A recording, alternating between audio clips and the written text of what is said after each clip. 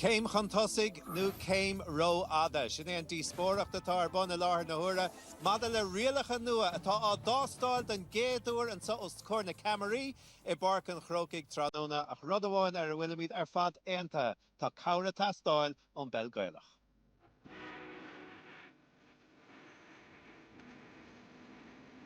To describe today's football, I don't know how I describe it. I call it puke football. 35 almost gone, and Dublin yet to score from play. It's not just blanket defence, you might as well put the quilt and all the blankets you've got on top of it as well. It's terrible to look at, it really, really is. Imroga speaking to Michigalina Shaska Kuig Mather. So it remains a 1-point game after almost 8 minutes. Score. And on we go again. More of the same. The changing face of Gaelic football. It's safety first all the way. For those of us watching for neutrals, you would just be thinking of the game we could be having.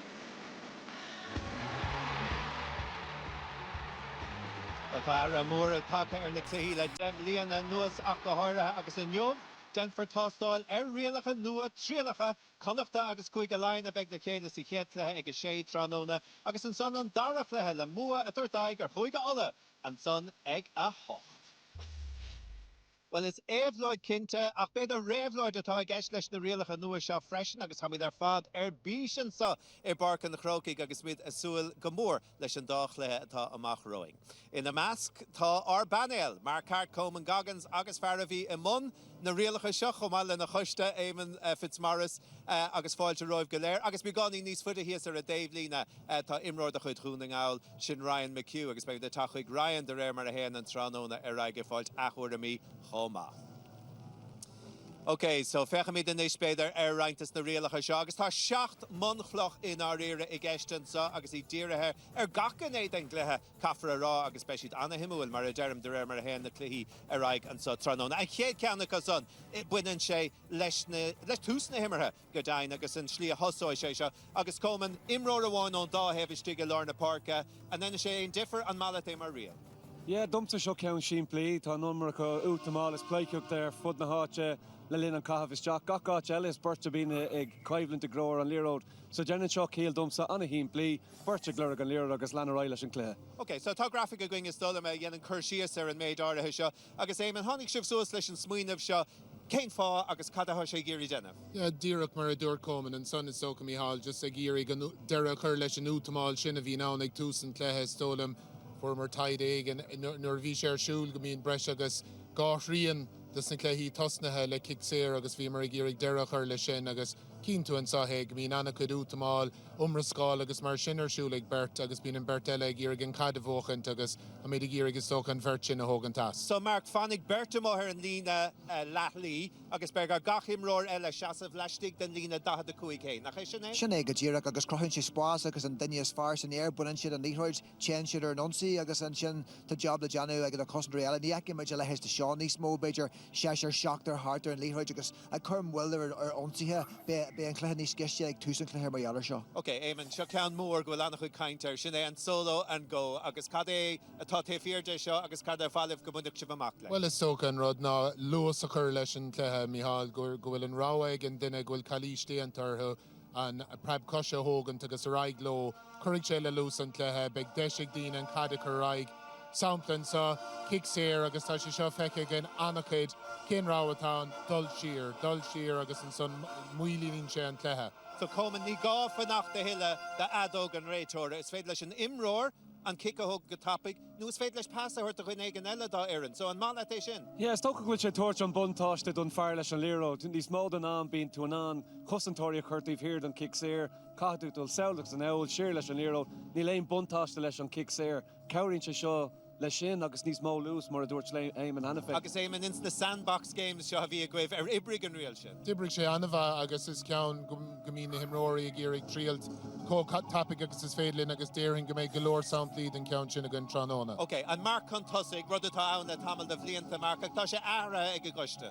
Tá agus seo ahrú cleiste ba thuramsa mar bhí daine garan beidir gurú an pás an tosaí rógáid agus gurú daine an cinneal pás fihe medra dhéanú agus chuirsi a ríist mhfuil agus stop leis an onsaí ach an san cá seo tean an ceiceteach so an sampla seo ní bhéh seo ceadaithe níos mó mar tá sé taobh míad an lína fihe medra so má hálaíonn a lehéis sin caihí an tosaí imar agus ní bhéh stop chutha leis an imirt ach an san sampla seo ag atha clé agus James McCarthy arcan sí suas agus kick crin fada isteach go Conor Callahan feici a gin thar na blianta anis tá ré ag con imirt ré agus mar bhfuil an buntáiste aige tá an réal nua a bhaiminis a chéalaonn go mé ar an ré aige teach de ráis agus go mé kick siar isteach so tá an darna buntáiste ag an tosaí. Cé chofada is a bharthaigh an buntáiste éimean sa chás sin.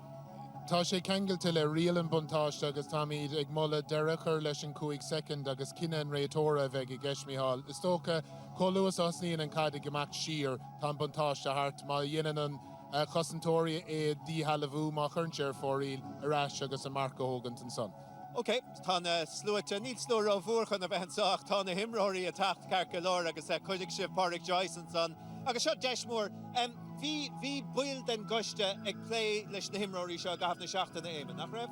Bhí sesiún tréála ag ga cúige bhí séna mala de March McCarn le cúige mún. In na himróirí anna hóca leis na réalacha agus is tócan rud is mó leis na nuair a cín tú na réalacha I bhaim agus I gemacht. Is tólam go gur sé suíomhnas ar daoine mar beidir mar dúirtú ar an céad dul síos an son an é céimróada, ní dólam gur céimróada agus beag sé sin le feiscin nacht tásúlagam. Okay, well chunig sibh Desi Dolan agus Pádraig Joyce agus iad bra geallgóir agus súil go mór mar a hamídna ar fad leis na rialachas nua seo a eiscint ar fárt na himire. Tá brise le tógad an isisegin bheith na raisirí sé barc an na Croke le na hiile rialacha agus an imirt Sarabah.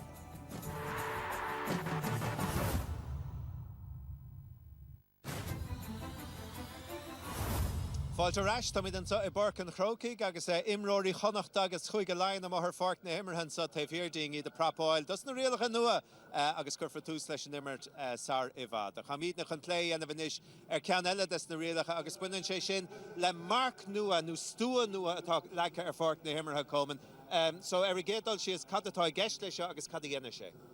Well, is tóca is real simulé is tóca mar tá sé Jackar a rumróirí tíbhis an stúa sin scór a ghlacha ar orintha. So tá scil a bhaint le seo má tá tú an a scór a bhaint amach a cédul sios. Is tóca tá raibh sin ó thaobh scór mór a ghlacha agus seachas beidir an líor de úscail tíbhis sa ríis eile sé cá timpeall anis tá seansa go scór a ghlacha agus gá faointe ghlacha leis an iarach sin. Tá scil ag buint leis cínta ach tá seansa inis agus rud ag níos fearr dhéanamh leis an líor seachas a chósáil an líor de ríis eile. Agus a rís buineann sé seo le disciplín mar comá mar ein tú kick séir las mud an lína nó den stúa seo choíonn sé sin de gá faointe freisin. Sin ag go ddíireach agus ré ag an tosaí an rud a chéann sé ná má tá tú culín amháin chun Jerry agus féann tú sin agus tagann tú amach. Tá kick agad chun an cluthe bhuacann agus sin rud chéann sin go bhfuil cineal agus barna culín idir na feirne go bhfuil sin de dainstruach mar tá fuinte go leis an scór mór. Cacalóir agus cumadaigh súil amach beag brat nua an sochomá le léirú a dhéanamh ar an gá faointe sin má ein tú scór las mud an stúa sin brat darag a bheith in úsáid an Tranona. Bhí mé le with nótaí éimean. Nis rial anna bhór agus anna háchtach éimean is se go bhfuil si bh géirí go mechar trúr fannacht in gach le ag gachám ó dáhéamh. Ja, is tóca an seaachcín mór bhí se caintear ó cíanamh an son Micheál. Sais I bríonn siad anna bhá lena chéile agus tá ceann seánna háchtach ón taobh sunda go bhfuil trúr chosantóir cai siad fannach siar na lehéin trúr tosathe comá cai siad fannacht hús. So cílíonn sin ar ein tú an cad th naisnar an cad agus go bhfuil trúr chun tosaigh agus go bhfuil an crotha agus chun amach ar aig.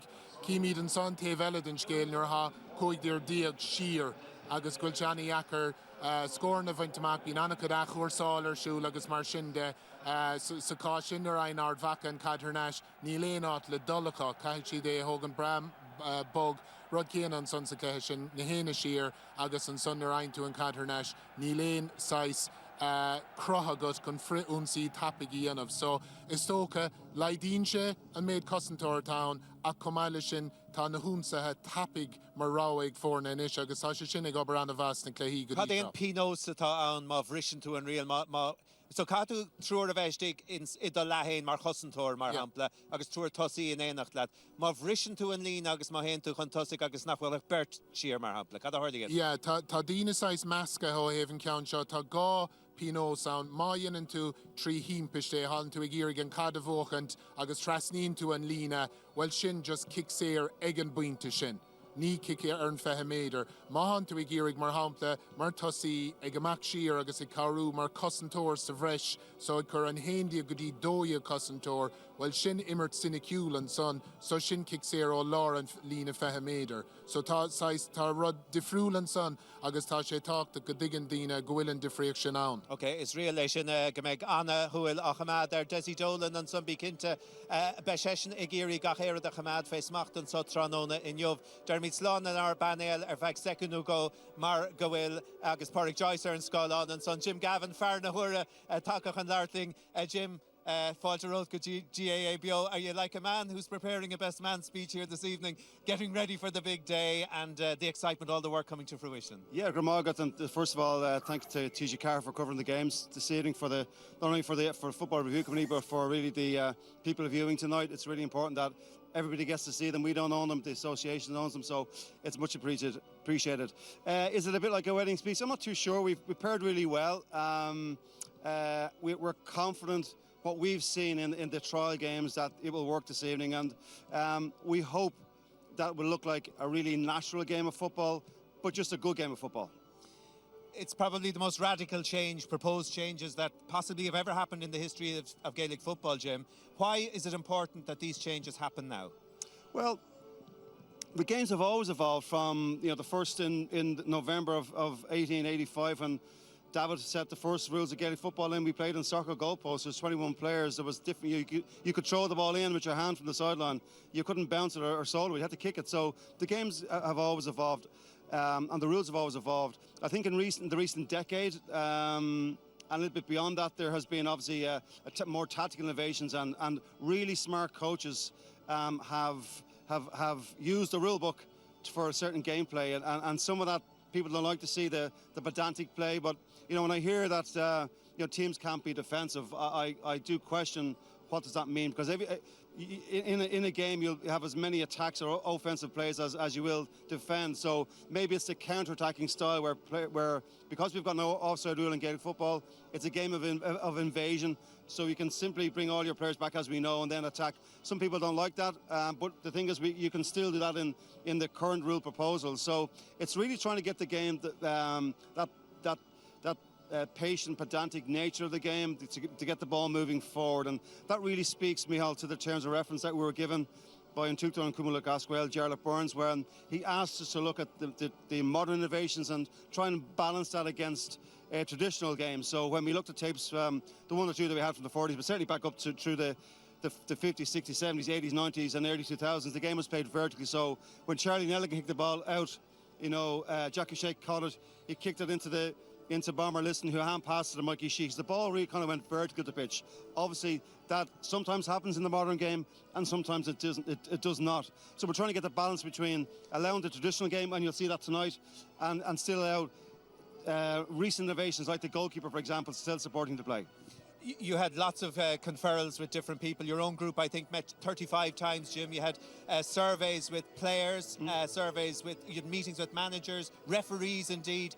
But not everybody agrees. I mean, in Ulster, for example, a lot of the correspondents came back. I think 2/3 of the correspondents I saw in your report were saying there's nothing wrong with Gaelic football at the moment. And they are the champions. All the major titles went to Ulster this year. So are they wrong and you're right? No, nobody's wrong and nobody's right. We're just presenting the evidence. We have spoke very much to our terms of reference. The association has an ambition in Sunnis 2026 for one association, obviously Camogie, hurling, ladies football and Gaelic football, that Gaelic games will be the most exciting amateur games in the world to play and watch. So that has been our North Star. So we have just spoken to our terms of reference. We've been very transparent, Micheál, with everybody on this journey. And that is our perspective. And if ultimately this will go to our governance, our Corla Central Council, they will say yay or nay to the proposals. And then it goes to the only body that can change rules, which is Congress. So ultimately the clubs will decide, because they will mandate their county to vote in a particular way, and then the counties vote. So we're just presenting the evidence. If people don't like it, they don't like it. If they like it, they like it. So like we in some ways we have to be agnostic on this, do our work, present it as we have tonight, and let the people and predominantly, well, the only people, the members of the GAA, the club members, to decide. Well, look, you've done amazing work, Jim, already, and I'm sure that tonight is a huge night for all of your committee. The best of luck with it. We look forward to chatting to you maybe at the end of both games this evening to get your review on what you thought, and maybe will there be any further tweaks between now and when they're presented to our Corla? Good morning. All right, Mahu. Carcular. So, Shanana Himmel, our Fad Marshin, O Jim Gavin, atá mar chaithir le canaras agosta avrehena peleshin agus Kimid will look say her le Banton so Tranona. Ryan McHugh, you've been listening, I'm sure, keenly to what Jim Gavin has had to say. From your own point of view as a current player, do you welcome them in general, or are there things in particular that you like or maybe don't like in terms of the rules? Yeah, you know, to be fair to Jim, he spoke very well and very passionately on them there, so he did. So I'm holding judgment, to be honest with you. Not that I'm avoiding the question, but I am holding judgment on it until I see them in action, you know. I'm hoping we get two very, very competitive games this evening. I think that's going to be the biggest challenge for the FRC, is that, you know, when a game really is do or die, you know, how are they working then? Unfortunately, the team that loses tonight, it's not do or die for them. So I think that's going to be the biggest challenge for them, to see how they're going to work when, you know, it's everything to the team that if you lose it's end of the road. So I'm going to hold judgment on them. Listen, like everything, there's ones I think will work well, and there's ones that I don't think will work well. Intrigued with the kick-out one, to be honest with you, so I am. I think that'll really add to the game, so it will. It'll really speed it up. The keepers be out waiting on a lot of the players to get outside the 20-yard line. Taking that away, I think, is a huge bonus, so it is, and I think that'll really add to the game. So going to hold judgment until I see them more, but listen, change can be good sometimes, and looking forward to seeing them in action. And Ryan, just in terms of the defensive side of the game, because that's what Jim referenced, that they're trying to get more one-on-one contact, more direct vertical football, as he was talking about, rather than the lateral football. Would you agree with his point that basically football needs some sort of reinvention, that maybe there's something fundamentally broken with the sport? I do agree that the game has gone a lot more possession based, so it has, you know. I think maybe, you know, when Jim McGinn, I suppose, came into Donegal first, it went more defensive, so that I think then around the time, I suppose, when Dublin were winning all the irons, I think it went more possession based, so it did, you know. So I do think we need a lot more, and again, it's gotten even worse possession based with keepers coming up the pitch and different sort of stuff now. I think we need to get more 50-50 battles and contests in the game, you know. If you just go to hurling, I think that's what makes hurling so exciting, is that the ball's just flying and it's 50-50 battles, so it is. So I think that I do agree that we need to get more contact and tackles and all that into the game. I don't like the way maybe that we're looking at the actual scoreboard a lot, you know, that the actual scores means everything, you know. I think if you go way back in the day, as they say, there wasn't many scores, but it was more the excitement and the contests and the 50-50 battles that made the game exciting for the supporters. Okay, Gurmagad Ryan, Gafoil, Lanami the Rag Marsh in the play, Narelaka, Agus Aru Moore Taka, Devon Kikamak Coman, Agus and Rudder Vegger and Coolborg, Fehemeder Ereliad, Blasmud and Stua. Yeah, well, I'm pre-rod Dumson, Sean Lewis, who winning the Gachra, the will a hitch and mock for store on Cool Boyra. You know, Cool Boyra, Gamahig Shaw, O'Have on Lira the Usa Gatapi. My time Ryan on Fanac TV stream, Willing Shea Gachra Shays, and Rudder Vina Lads, Glira, Genevla Shaw Stoka. Now, Bjorgan in East Mo Lewis, a Cura Rashes Shocks a Clare. Agus a Rish and Buntoss the Horse done for an Leshan Lira. Shocks let done for an Ganan Lira, my Genesis Shin Keel. Okay, Agus Mark is looking Keelan Shea Shokamag and make Nismo Omiach, Nismo. Ards and air Maradermid Ilarna Park, Mark equivalent either Imrory and Ishton Leroy. Sinead direction, Kyundon a bun skill now, but while a hand Kinyal Kikamaka Gold Heg Kinyal Harter and Stu Martashi, a gold better kick a the Shaska Mather, Agus Alahis the Nail Grimley, Agus Emery Marshin, Glen Snare, Mara Hanak Mujin Sinclair, Canish Nahar and Melina, Akham Manik Galore, so Maryaler Shin, Kamala Shin, she'll go make Coolberry Ray. go mé siad réile líthroid an aice leis an cúile agus cúluas a héan an líthroid san éir thar an trasna nó ar fóríl go mé an líthroid ar an spot agus ar hiúil. Ní hé sin an tain réal éman a bhainean le cúlbáirí mar gan áras as seo amach ní bheith cad kick siar a thuirt don cúlbáire a go bháin go bhfuil imróí istigh sa chearnóg mór le chéile. So cad a tá féidir seo? Sinné, look, just go golamídig tógant an pasír ón bádór leistig de le héin agus is tóg an piggy in the middle agus an rud sin a bhíoch ar siúl go minic agus rís ag mílú síos an cléthe golamídig irig deirechar le sin cosú leis an sais imirt seo gohfuil imrórig dul siar níl an fernelle ag brú sús mar ní fiú brú sús agus crohíonn sé na tréimhsí sin fada sellbheith. Ní bheidh sé sin cadaithe an irid caiigh an imróir a bheith leis dig den cairnó chun dul siar go dtí an bádór so go badúsach beg an pasír sin imethe. Ach sacá seo le héadí Niall Morgan ag tac chun tosaigh ar an taobhile is féidir leis agus únsaí leis an son. An dóla coman go nathróig an rial seo ról an cúlbáir, nach bhecimí cúlbáirí beidir a taachtamach a hiile isteach sa le eile.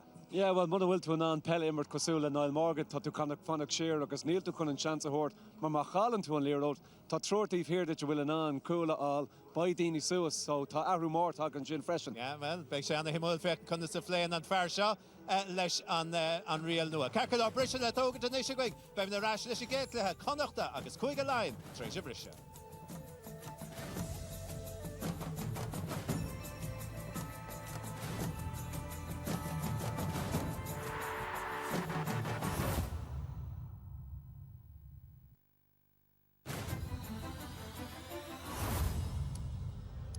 Beishib se ábalt an chorá idir an réiteoir Martin McNally ó bhuiinechán agus na himróí a chluisintar mar hen an chlár a raig comá tá sé ná doinge anis an chéad chluthe a dhéiscin Connachta agus Lion an sáig lethe churan an Iarnróid se chuibh daide móra agus Mark Hart. Seagur maigad a bhíl agus sin nach mór olamh chun caide an sa ar an ihe starúil an sa don goman luchascail agus an chiad chréile beo ar chluthe fés na rialacha nó bert an ardiló lár na parke agus a bhéló chuig Lion ar an únsaí don giadúr caid fada isteach luas bhírá leis an gluthe sa ach go háirithe lua go más a chluthe seo chuin Connacht inis agus Matthew Tierney sé spéisiúla fiochan ar Matthew i taobh suas agus é tógan mórrán éid an iarachtaí Cadain séireach an son, hí sé tógant mórrán iarachtaí las mud an stú an nó háile fiscinnte goibh an son agus an son an caint agus na fórne háile fiscint nó tosnú an sa omránóna le fiscint ag bun an scaáileáin an son a goibh agus beag imreoirí na honna de tachtasteach agus amach Dúir mar bheith an chluthesa a dul chun cín agus an chluthesa deilte i chéidir cheathrú mórrán éid an ahrathe ón ngnáród a hátaí gin éid. Nis mar sin chuig Lion agus John Small á clia a chud le Dean Healy son ó Chiad Van Táil agus Mjóí ó gachcúnta Google Lion seachas cíl chuine le fiscint an sa hasa dain séireach há sé seo isteach sa chearnóig a dóg sé tuig an réiteoir an sellibh cimeátathe ró ada an son ag Daniel Flynn agus úmpú do bhaise an chluthe tosnathe ríist agus a ríist há luas le braistint sa chluthe an son chu dasisteach ó Diarmid Marta cho fada le Dara Craig Troscomán Diarmid go le chéile an son Marta a ríist inis há sé las mud an stúa nó son fé mar a há Dara Craig agus siar a bhain siad inis a ríist Saul go clíá an hail na páirce agus an son hail Matthew Tierney a ríist. Nis, isteach sa chearnóg Baléisial agus báide agus an chiad báide dar luach chearra faointe fachtaigh fearbhuió fachtaigh an Connachtach éiad nó sé. Se samúil an toisteach sin dá héann sin agus an trúr fagaí chun tosaí an rud a chréalann sin a go grohann sé spás de lehéid de na tosaí a garisteach pas ítach tug isteach agus nar arcan tú ar chlár an scór cear a coolín inis fáite ag Connachta margheallar ar an cear a coolín inis don cool nua. Se bhfuil be le muomhaig éidan ó sé bhí an Compson róada ar hebn lá bheith deise ar bheith an bhantáiste mar sin nimar tarcha siar Egan right Okay, sorry. Miscommunication, guys. Okay, linesman miscommunicated the wide stands, okay? The wide stands, he thought there was only 3 back. Okay, so it's a kick out. Anna Hilaru Dientenson Egan right or Martin McNally. Agus idir na himreorí na réitóí agus sin fad a fágum de mar bheith na clí a dulchan cí. Seach, na bhfuil sinning de jarfach le cluiste le cinneal commerceáid a héanaar idir réiteoir cosla Martin McNally agus na muir chuúil agus na muir lína agus na daine is tátaí beidir na himraí inis a heigean go sillir go dé a Harlan sin dahi. Bark Jasonson agus a brathir hochtaró óna chunta hénig an sa omránóna agus hénig agus an lochbainistíochta an láidir fad ó chunta ile chonachta an sa ina hánta agus iad a fad a dírig blaseáil dus na rialacha nó in de Smithinis dul suas clíhán seo na parke siar go John Daly agus inis ag Jack Carney fiochan suas sin inis beg marcan so ag éad nó sé mas fed le sé ráilt ní féidir leis seach kick séir isteach. This time there was only 2 back for Leinster, okay? 20-metre free to Connacht. Ní a bheith bert Cnáta siar an son. Is it only 2? You need to Agus have a na rialach minimum nó of 3, catún okay? siúd in bheith an son. Sin tá na himraí ag fólam, tá Virginia ag fólam ach tá Martin McNally ar a chluthe luas a chluthe an seo dathé agus a ríist ag minú go sillir de acha naine go dé go ddíach a Harlan sin agus an bhirt siar ag léan a caithíd siad trúr a cainead an tam go léir. Quintin son fachta ag Dara Craig agus héan inis ag Connacht agus tanna airigid bín chear faointe ach san airigid nó chuig faointe hageist nis Michael Lasmod an stúanú ach an sile fachta harnáis ag Connacht agus in Counson bualte Harrison trasnáin ag Diarmid Morta agus an cosúlacht go bhfuil chuig Connacht dalta i dtaithí na rialacha nó. Seo tá siad cluiste agus clic agus an kick amach sin ní dóilm go deithí sé tíomh míid an stúa ach mar a bhíní éman fas Mars Rivenclé tá cead ag na tosaí a bheith tíomh istí agus má tá siad an kick amach a gar amach daithí tá cead acu amateur agus críoch ionach an sin ag an Gerald Dar Craig. Seo hí na cosantóirí na gola beidir an son agus does í dólan a fiochant amach agus inis chuig go láin iad fós a fethead lena giad scór an stracha an a chuomhlint an son a siad ag glóiseocht Lasmót an stúan nó son i gcónaí agus níl an misneach nó an muí na co túirt fé beidir go mechan sa hawl ag John Small isteach dó an seanna stúa mas maileach ag garthamach an son ag Matthew Tierney agus Matthew an a bhór san immert sochlaithe go dtí seo ach go háirithe a dóg sé teagan réitóir Holding Owen. agus rá Graham Ganzi an son Who's taking it? ag duine de chosantóirí lein Dara Craig agus tá bhí Just make sure you're finishing outside the D. kick séir sa Lasmod an stúa nó agus dá bhí son má hen Harrison trasnáin beg rá faointe ag Dara Craig roihénig. Beidir go bheith cimíist an flaigid dearog nó son an Counson buailte agus an Counson fachta istéig ag Stephen Cluxton mátá mórrán éan chluhí stairiúla imartha ag Stephen Cluxton agus ag immert an satha count stairiúil eile an sagus der mórrán go bhfuil ahrú ó bháin curtha ag Stephen Cluxton ar chluhí seo na caide le fé bliana an nuas agus nis mar sin chuig go láin iad fós folamh Ciarán Kilkenny isteach an son ar náis a ríist ige Kilkenny a ríist agus le fiscint go bhfuil chuig go láin i muíon na fesanna beag a gara capta an na fórne James McCarthy buailte raig go Craig Lennon ach siúd mócht a plócht an son istíigh agus an sealamh ar náis Connacht báta a bháin eile frithún sí beidir an sa caiid fada suas chó fada le Bob Tuahy fear bhí óis de fannacht le cabhar labhlacháil an son agus fachta ar náis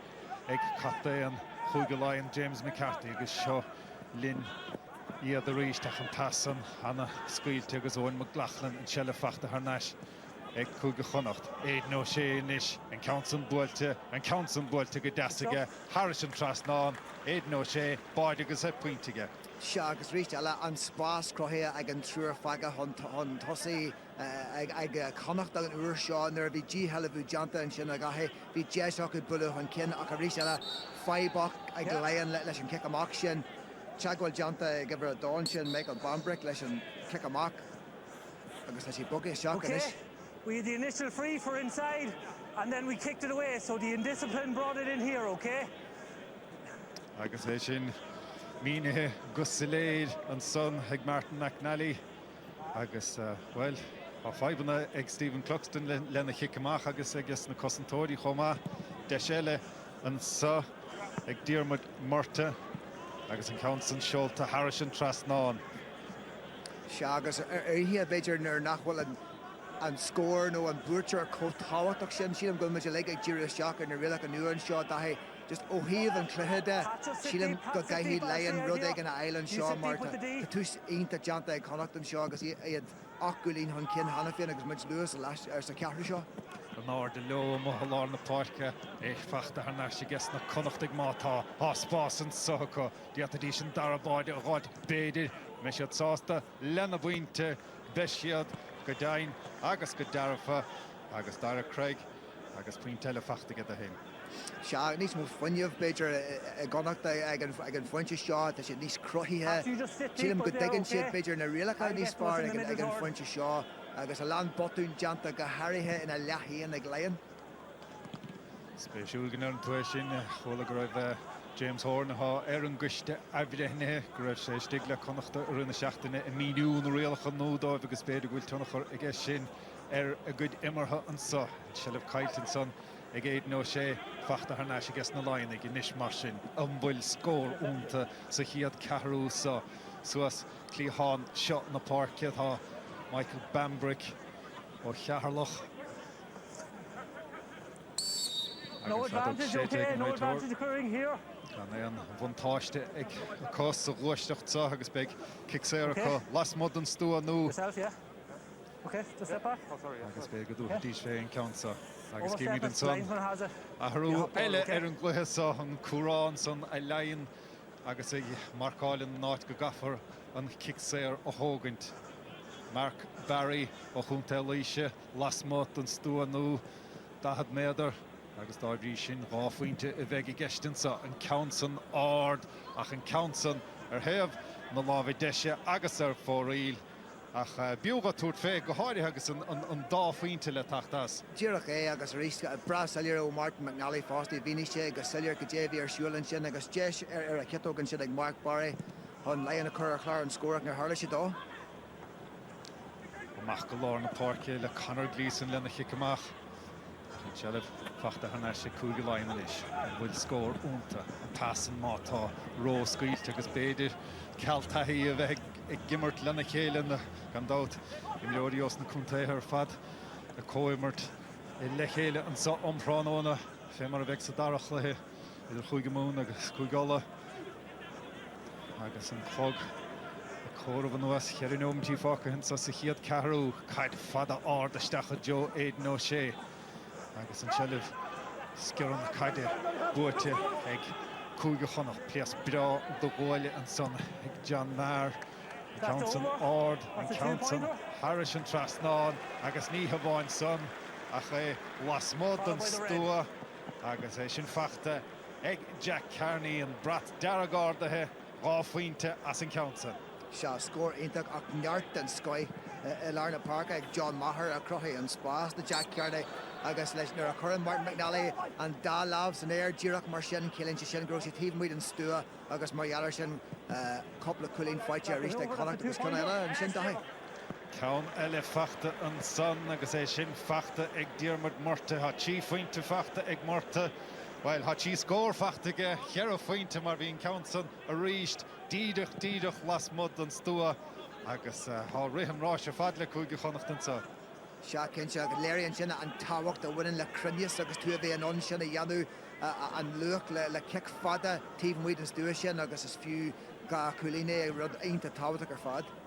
agus chunig mar an son an brata bán ordathe ar dúis agus an son an brata dara go chialainn ráfaointe a chaise daintéireach anna hábháil fadó chluchstan an son agus an sellh fachta harnáis ag cúige láin agus bhí sa díireach am míniu an son nuair a ghainn tú pointe las mud an stúa arbítar an bratach bán ar dúis agus an son an bratach dearag téiscéile ní le an cheann don dá bratach son ordathe ag cúige láin fós agus sin nach mór ag deire an chiad chearú agus cai siad scóráil tappaig agus iad sí faointe dhéag chun deirig agus cai míad ahrú beag a chur ar argad somana mar gan dát chearú faointe a há sa bháide fés na rialcha núsá féiscéal é cúige láin inis Daniel Flinson na Mertonson agus siar chó fada le ré Canellin a chun na hirbhí Hanasig Flynn a ríist a chaistig sa chúine cadíanana sé geartha sé isteach a sé seo má hábal a puinte bháid mas féad leis ile a chrothú a hénig an obair fad á dhéanamh go hénig tá scríte mátá siar an son chó fada le Canellin a ríist agus tá siad amachtáil Kilkenny go James McCarthy inis a dúrthaigh James fé ní thuaithe sé Kevin Quinn agus Saul an so chó fada le Craig Lennon ó chumta lú agus iad macht ó rinne go duine Ronan Wallace inis ó chumta na hirbhí siar chó fada le Brian Howard á clia a ríist Canellin inis a fiochan suas a Jonas Sprice ach níl sé do bhaoine túirt fé fós ach go háirthe túra sé seo fé mátá sin ceann mór fada an son Harrison Trasnán ó Kevin Quinn agus an ceann san fachta ag fearchíl Vantáin agus ar deire hir hall scór fachta ag cúige láin agus ráfaointe fachtacha as. Seas an chun jazz bhí orthu bhéonnta fáineach bhí sé tíbhtíad an stúan sin ar a hanaic siad amach fuair siad an far ceart ar an éireachtain sin never fihe seacht Kevin Quinn agus daimse sé an scór agus muidir dridim seach ag jeú an céad cearthú an seo dahi.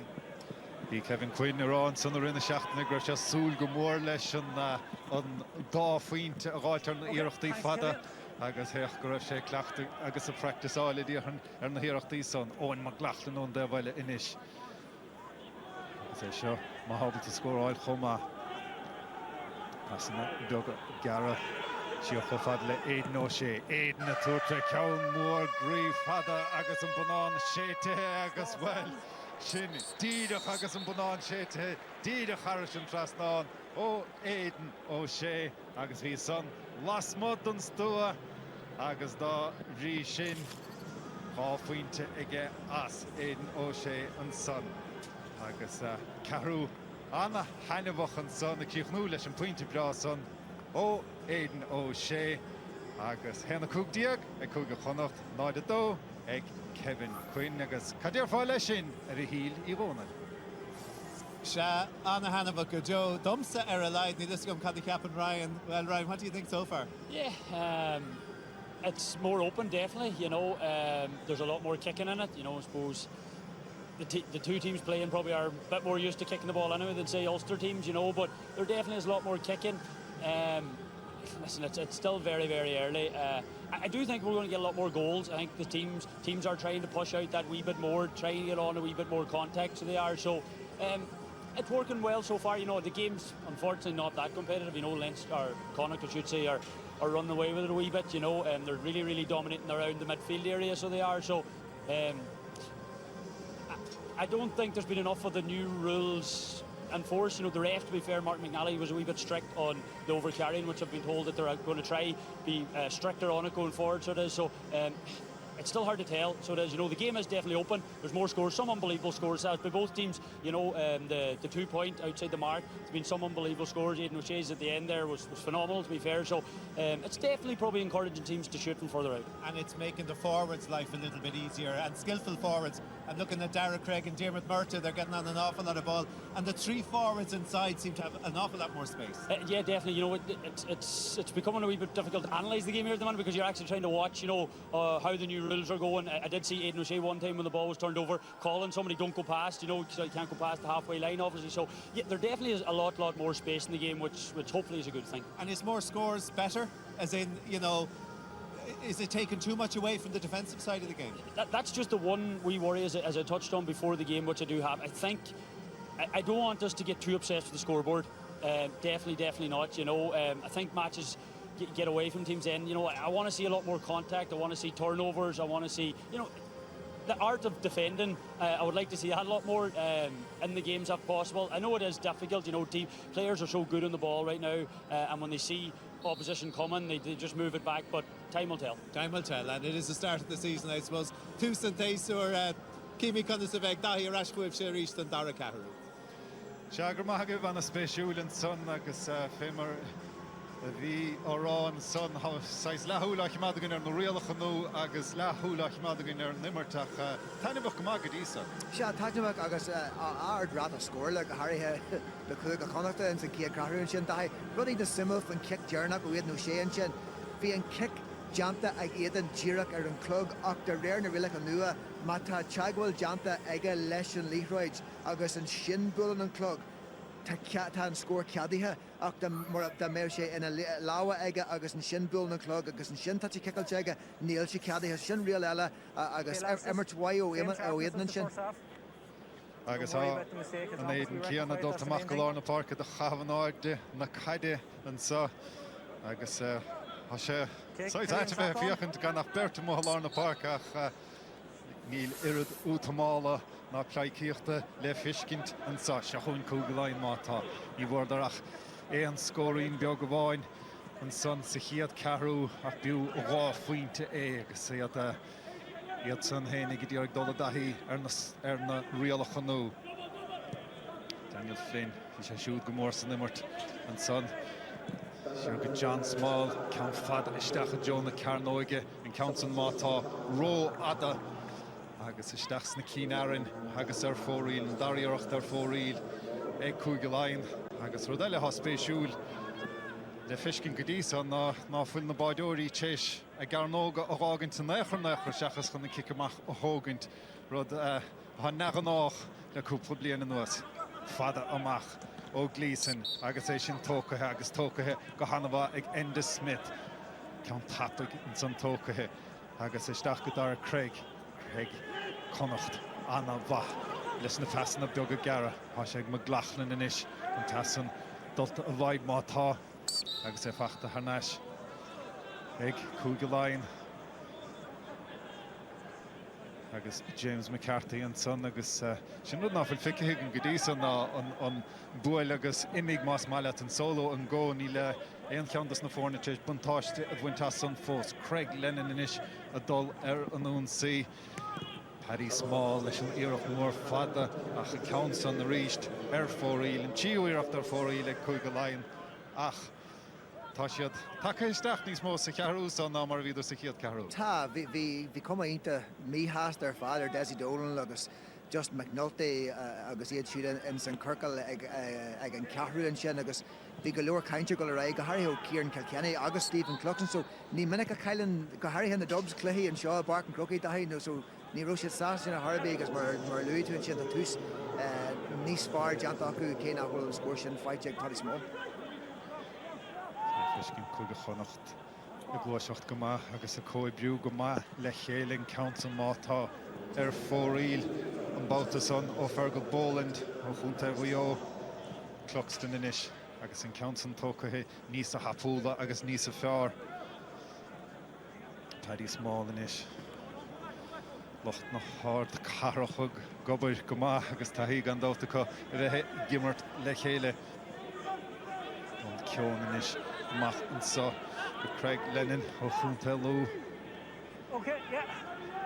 agus Paddy Small inis i dtíorg a dul ar an sí agus chuige láin níos mó i muíon na tasanna beag gara a cha gara sa gluaiseacht sa an Council buailte Harris an trasnáin ag Paddy Small agus an dara scór fachta ar deire ag cúgaláin. Se agus rud a Louis Ryan McHugh ag an cearú an sin go bhhaithí sé méidir go bhéh níos mó clúán agus níos mó spáisón fásta agus sin ruthir ionta go Paddy Small just thumann sé tríd an learan sin fuair sé an pás leibeh an second ceart agus críoch níos crinne an uair sin uí.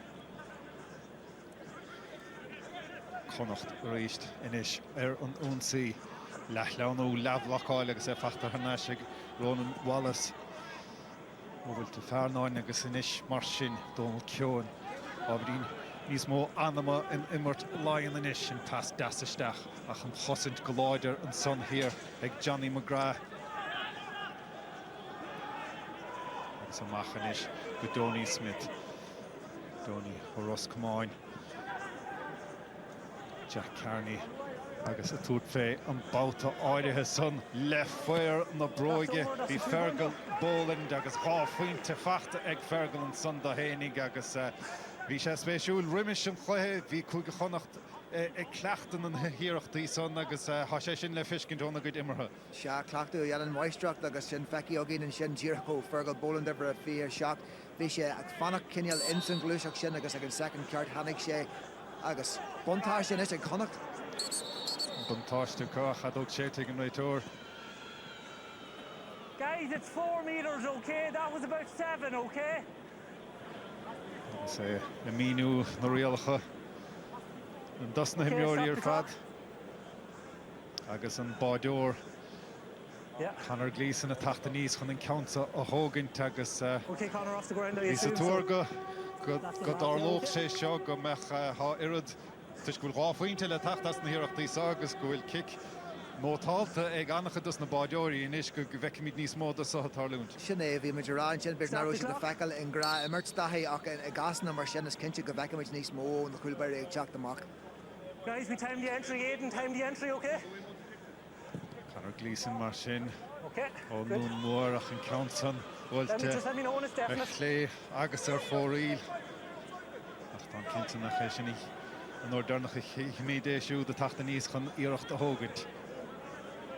Cluxton féchant Saolas a bhás a féchant bhfuil éine choirí éine bogad amach le agus an seile buirte Harnáis a ríist ag Connacht há sé ag éidir ó sé dúthair sé siúd fé cheann mór fada ní thuair sé pas láimhe an ceann buailte agus an ceann buailte go crín ag Fergal Boland agus an dara puinte as thosadach go fachta ag Boland an son agus well níos mó over bailile díanta beidir a chuige Connacht. Se go ddíireach é ach a rístile níos mó cean amach fada mar sin le fecail ach sin ceanna ionach go Stephen Cluxton ach níos mó cimlantí beidir san éir dathaí agus is rud mai sin den cluithe a thurmsa. Tá seo sé iad go daithníon an cluithe tradiisiúnta le an córaach san éir iscinnt agus na kickan of fada féis geala se chuid Kevin Quinn.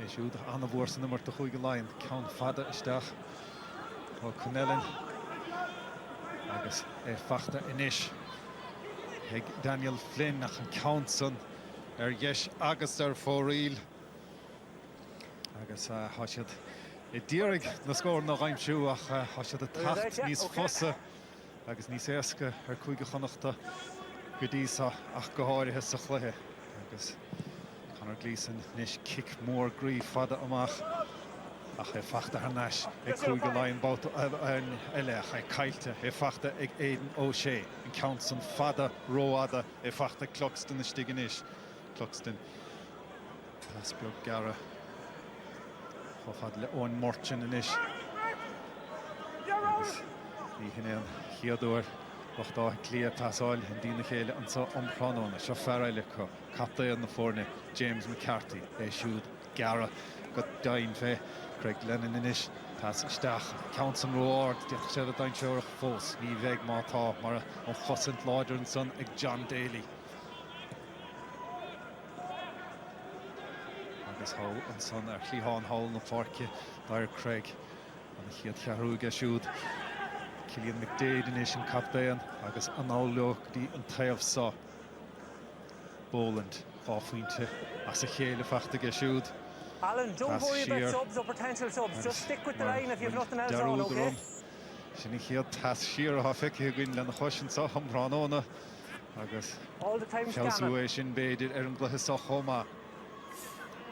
John Daly inis dúthair sé siúd fé pas mór fada nó iarach mór fada ní thuair sé ach tas isteach Aidan O'Shea sleánach an na talún ach ní an réiteoir géiste fleis an gur kick sé á green aige. Agus céimid an son ce chu tapig is féidir leis an báideoir an kick amach a thógaint agus é tócha go maith an son ó Cluxton go Kilkenny agus an out ní hinén chiaadú a thir sé sin tarlathe an so I barca Croke rééis scéile chuig go láin iad a lorug a tíú scór an so omhránóna. Paddy Small béidir a cuine fé túir fé faointe túir fé rá faointin son as mud an stúanú. Dean Healy inis le ceanmór fada sé fachtan so chuig go láin slí bháin slí eile cad ghéanana sé buile íseal ach dro bhuile ar deire an son ó Kevin Quinn. Stocha béidir go bhaine sé I níor dúigear an son ach se chun chuig go Connacht inis ar an bhríthún sí le Cillian McDade an captain. Ceann fada an son do overdói a chalúnt an son mátá Donny Smith a chaig máta ar éigen ag Connacht. Agus adóg séite an son agus an banán. Well, ceap mór go dé an banán a séideach an son nach an tréin bhí an na bharc. Agus, well, Harloch éamrad sa chluithe nósa. Alan Fugan le fóla mógin an seo a hé 2-on-1, okay. And then here you had 4-on-3, which I didn't see a way through. Sorry? Well, I didn't think it was an advantage. I think with this man you have a better advantage, okay? Connor, this side of the line, okay? Okay? Sinní the symbol da hé gur an cynniú janta ag an réitú ar cé acu an bontáiste a bard an uran agus é rá gur bontáiste níos mó ag Connacht má hagan an cuilbair amach Conor Gleeson chun seo na ghlacu. Anna spéisiúlar fad gur bhínig Martin McNally é sin aber meach bontáiste níos mó buint le Kicksair agus sin é an bontáiste bhainean leis. Yes, that was the two. Kicksair fachta Conor Gleeson agus ráfuinte Cillian Flagge beag darag san ráfuinte agus é sin anna spéisiúlar fatan san na míú an son. Bhí Johnny Heaney ever níéag de Connacht an World gurú an bontáiste aige I mirte ré agus gur spás aige ach bheith carm do Martin McNally sin bhí sé gar card a lás an air agus gcónaí géirí cinneal bontáiste thuirt an ar na gáil ar an onsaí head sé an adóg hanig siad arás agus tá Conor Gleeson ag gá foiinte a scóráil de Connacht, so cinniú ceart janta ag an réitúir nuair sin.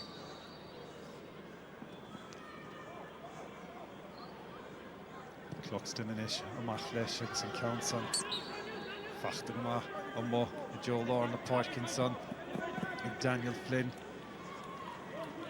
agus Craig Lemon inis dúirg chutéigen chur a chóir a scór mar leis na cíireachtaí ráfuointe son ar fad a thófachta ag chuig go Connacht agus an báide darloch chear fuointe well chu Keep the eyes on it, keep the eyes on it. mílteach an ceann Roard, Rohúar heag an lábh clé agus well tá lechrádan sa para agus I bailithe hall in Ardáin I ógáin agus well ag tuair mí annacht a fés na rialach an nósa has go ceann tamil lech tá sé anna bhag bhfuil siad le feiscint ag an slú an sa barca Croke agus le feiscint go si go bailinn sa ar TG Cahead agus is féidir libh Arálinn cad a cheapan sibh dos na rialach an nó ar an ggóras gilcúireachta ex ag GAA bio Jaslyn dúramí a chos Hanastí numertin sa mátá an seileadh ríist ag Connacht an ceann son leis an nasóg ach an ceann son ar fóríl an báta son ó Dara Craig an plug stoppa ag an réitóir. Stephen, just bear with us, a treble substitution here, okay?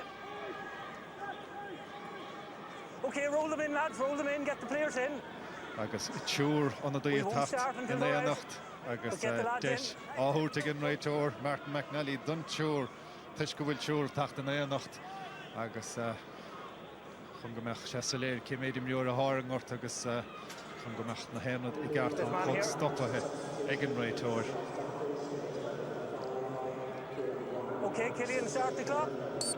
Agus an chud stoppathe agus tasna a ríist an son agus teis an túr an a dís an tachan parca Clockston le cicamach a ríist ceann mór fada amach Joe Lorne na parca agus anna go bháil san ar fad an son agus tuchan cín ag Martin McNally a ríist an son níos buntáiste níos a bhó sin iarracht mór fada ó lasmach ar fachta ag Conor Gleeson gan cís cás ná cathú an son ganach an dá scór son fachta ag cúg láin fós agus well caiisiad níos mó ná san gháilt.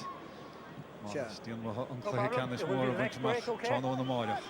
Harder rud ag an inta simúlan sin bhí si a géirí mulla chur ar an pas isteach agus bhog Martin McNally cé a meidir chun céan uair seo ach leanan imimeirte ra agus ní ruúan buntáiste cíarna a ggéist an uair sin, so chuir cinn rá nar hanig leon aráis chun an cic sira glacu ó cineal ar imime an stúan sin.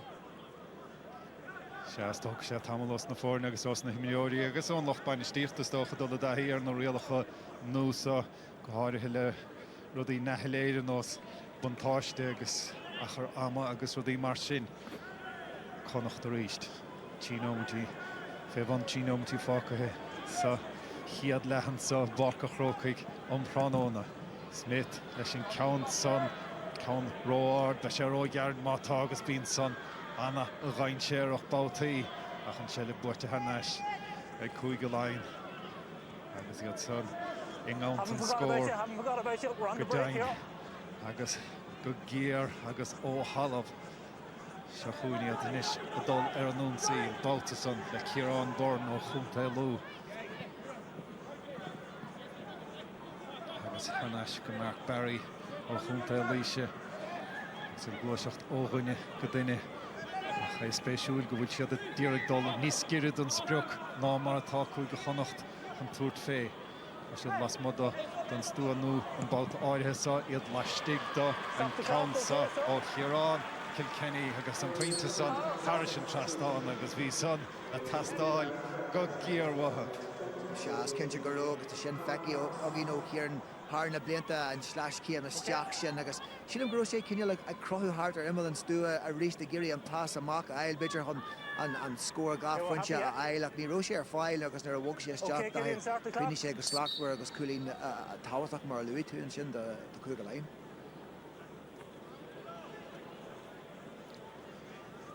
Conor Gleeson a rís leis an gic mór fada amach.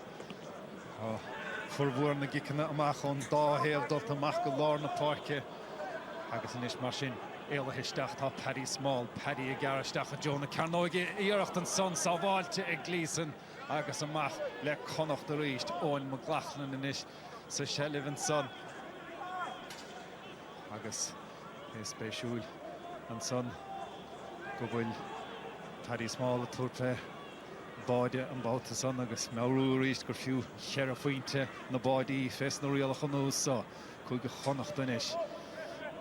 Díoch os ciún meomint fácathe sa chiad lehananta a dóg sé teagin réitóir.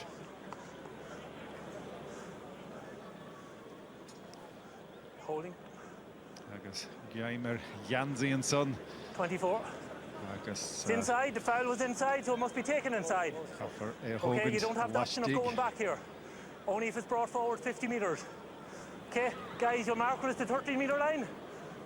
Agus mínihen son dus na coolathe go gaithe siad a bheith ar an líne tíbhéidir diaag agus pointe an son ó Donny Smith agus bheith fá anna hóca leis an roitóirin so mar sé chósa léir agus chómaithe míú nó rialach ar fad dus na himneoirí. Díreach bhíine sé sin go salir doing a leg just whenever the second and shot. Fan mí leis an Emerton son mar han Cymachtalta I bhaid Stephen Cluxon báta a bháin eile agus pointe fachta á bara ag Conor Cox. Well, diolch sé bheith mar do chuig mún chomá Conor Cox ach pointe fachtaige do chuig Connacht an sa tránóna. Sin rud nach bhean tú go minic droch ce amach ó Stephen Cluxon agus críoch ionach an sin ó an farsa feictar an sin Conor Cox ag a ríist eile an riala bhíní Martin McNally an sin mátá sé bocaí chun cin cé a meidir agus tá sé tíomh stíad an stúa tá cead agus dul amach a ríis agus an cic gá foiinte a ghlacu dathe ach marhealar an chalís tíomh stíad an stúa sin just cic ón foiinte sin agus marhealar sin bú coolín ó bhain ó pointe ó bhain an cic sira sin. Well, an scór le hama an sa chuig go Connacht na hochtia chuig go lein náid an agus raimid sístí mí hálar an taobh líne. Shata Kevin McStay, Banistor Vuyo, August Atama Rownor and Sarah and Connachtling. Kevin, you must be first of all delighted the way the players have adapted. Yeah, they're huge energy and enthusiasm for the game. We kind of sensed that in the afternoon. They're well up for it and everyone's looking forward to what it might be, what it might look like, and it's lively and we're in a good spot now. Really feel we can push on and win it now for sure. And what do you make of the rules, and do you like the general sense of the game? I don't think it's dramatically different from what we've seen during the summer, but it is a bit looser, and the good kickers are certainly getting nice scores. The 2-pointers look like goal to me the whole time, so that's been crucial. We got the early goal with Aidan, that was great. So we're well settled and seem to acclimatise fairly well to them. And your own forwards, the three inside seem to be working really well. They have that little bit of space, and skillful players in particular, Craig and Murta on either side getting loads of possession there. Well, we have a strong full forward line, obviously, but from what I can see, Leinster are nearly playing 4 against us on the 3, but like other teams will put 5 and 6 and 7 in there if it suits them. So that's when the rubber hits the road, like that, that's when we'll really know about it. But for the moment, plenty of space, nice movement, lots of kicking in it, yeah, promising. Gurmaga Kevin, Gurmaga Carcalar, so Sinead Mainter Connacht on a host to go in 8 action, Fehedog on ours in Ishtar and the Real Canoa, not the Cara Quiga line, baby the Rash Lahana Leash, Trisha.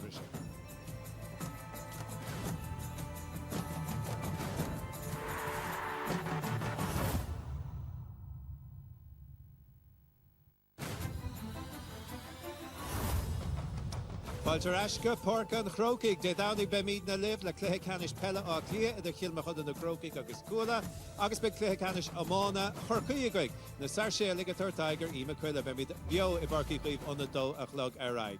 So Shahin scoring sa Egg Laham, in a Hochdiag, a Clara, a Quick Honnoch, Shin Fehedo Kulin, Sir Real Hanua, a Kerakulin Maragra Egg Laclia, Agus Obervor, the Denabeg Oclia, and so Tranona. So Coleman.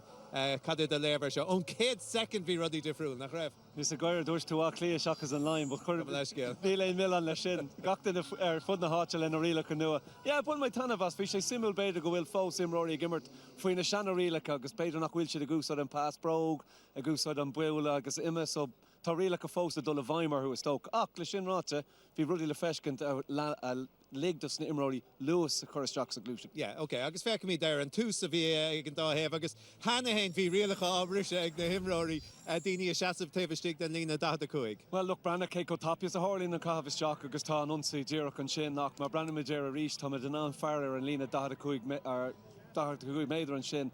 Branner the Imrory will a dridden draw on Lero Hannah Fain, so Tan real on Gokatu Fanactive with the shin, Tan real on Shin, only Gokatu Fanactive with the shin, so Nian would do a Guildini a Brish on Lero. Ach, Branner and Lewis a winlash on Carfish Shock and Shin, Fish Siller la Freshkin Cora Imrory Rail Imoct on Carfish Shock. Yeah, if you hey name in the run, so Neil Phenol, no Neil Pino sound on the head, or Hoshif Shefowl and Fresh and Marcosta. Tá, agus is stolen chinenchly a hashe fui na réalach mar a hashid fui láher.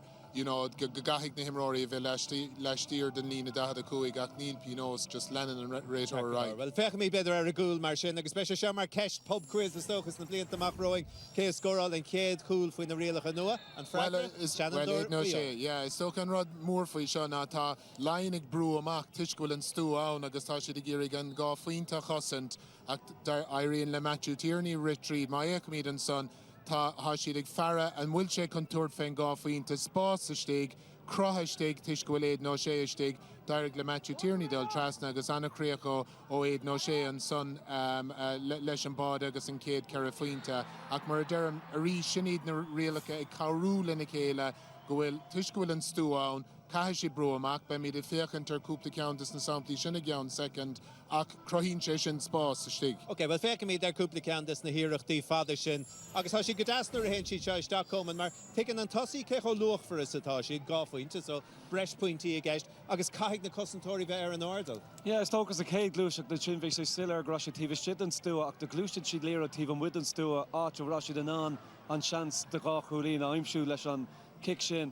So Caidlan rudder vila feshkin vi Connacht to wad nís clichte egusad an spás agus a curdinius jacks a spás agus the warshin vi shid an coola I'm sure agus na coolini shin tiv with on stu and nua will and shin Branna Everca will tiv here than leer than shin Jagan Croin shin 5 mar Neil to con an Eber or an Eric shin a glacka ach tushgarashi the sea sheer pisa vi bugan in these small spas agus tatu anan and score I'm through the warshin so ta spas agus Lewis and rudder will shasamak tumsa tá kinte well bevaling a force muinta all our ex mar vina lads raw /GAABO our hashtag GAABO ma has the force muinta kurishta a British le toga baby the rash and trio karu agus tushmi do Michael Murphy Trisha British.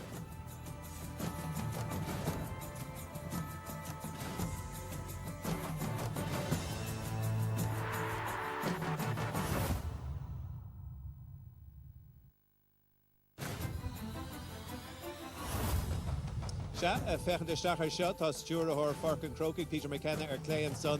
Uchteron Hum and Luke Class Gael, Charlotte Burns of Harvey Tafe here, then Rod Sugar Kahara and Son Yes Sugar said. Bavralam, Falamak, Kade and Kora at our Bonica and so. Kakalor Marshin so and Kate Hela Begwing Ega Hochtrano, the Kuigamon, the Tiger Hoiga Ola.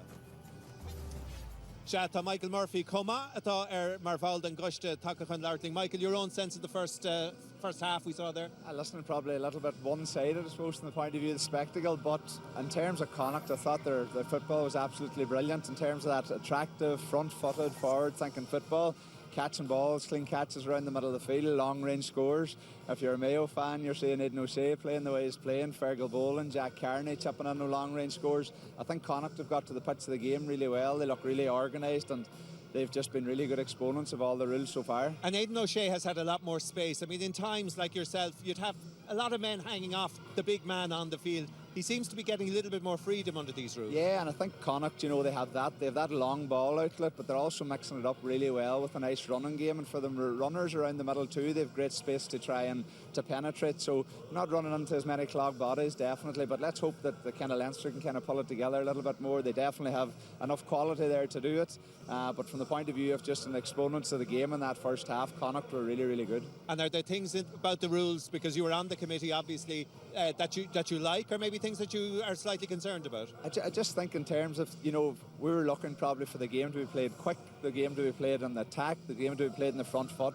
You couldn't have got better exponents in that first half than Connacht. Yes, it was one-sided, and Leinster maybe didn't hold up their end of the bargain, but unfortunately our committee can't stretch that far to try and level up teams in that regard. But Connacht were absolutely superb. Overall, happy then with how things are being interpreted and put out on the field. Yeah, referee Mark McNally has been really sharp on them. The scores from the 2-point arc outside, the advantage. I think there was one call there where Leinster didn't have their complement of 3 defenders back, and it was brought forward. So seems to be working well with the line officials there. So far so good. And it's terrific that the audience at home can hear the referee and explaining the rules as well. That's a huge one, a really, really good one, a forward-thinking one for that. And yeah, that would be one you would love to be able to stay. Whether it can stay now for the coming season, we'll have to wait and see. But it's really, really good one for them to hear. All right, okay, Michael. Gormaga das Larting and so, and enjoy the rest of the game and so Trano and you.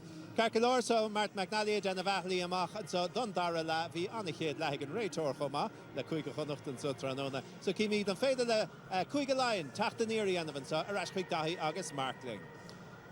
Shagar Mahagover Fad agus Femor Dern to Avaik Anna Flynn son like Martin McNally agus Anna Kiano Hogan to give just a Weiler and the man who shield Vehabel to Martin McNally and Raytor Chos agus a Hosilade Minu Gachen with the Tatar Luton so Pranona agus Hosulung Megan Darla Homa Kiana Egan Raytor Femor V Sichiadla.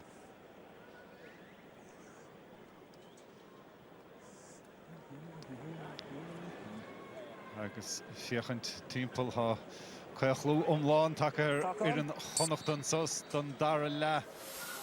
Dír an goil for a bhór na fórne ar fad ahrathe có. Ón maidóir níos péisceile seachúniad agus is iad a háid sellh a ríist. Gasló son an dara le a hasnú fé mar a síoch níidir an chiad le. Holland saw den Geador Pranón a Rory Fallon óchúnta Ross Comáin, Donny Smith ar bhí an icálachen san sa chiad le chomá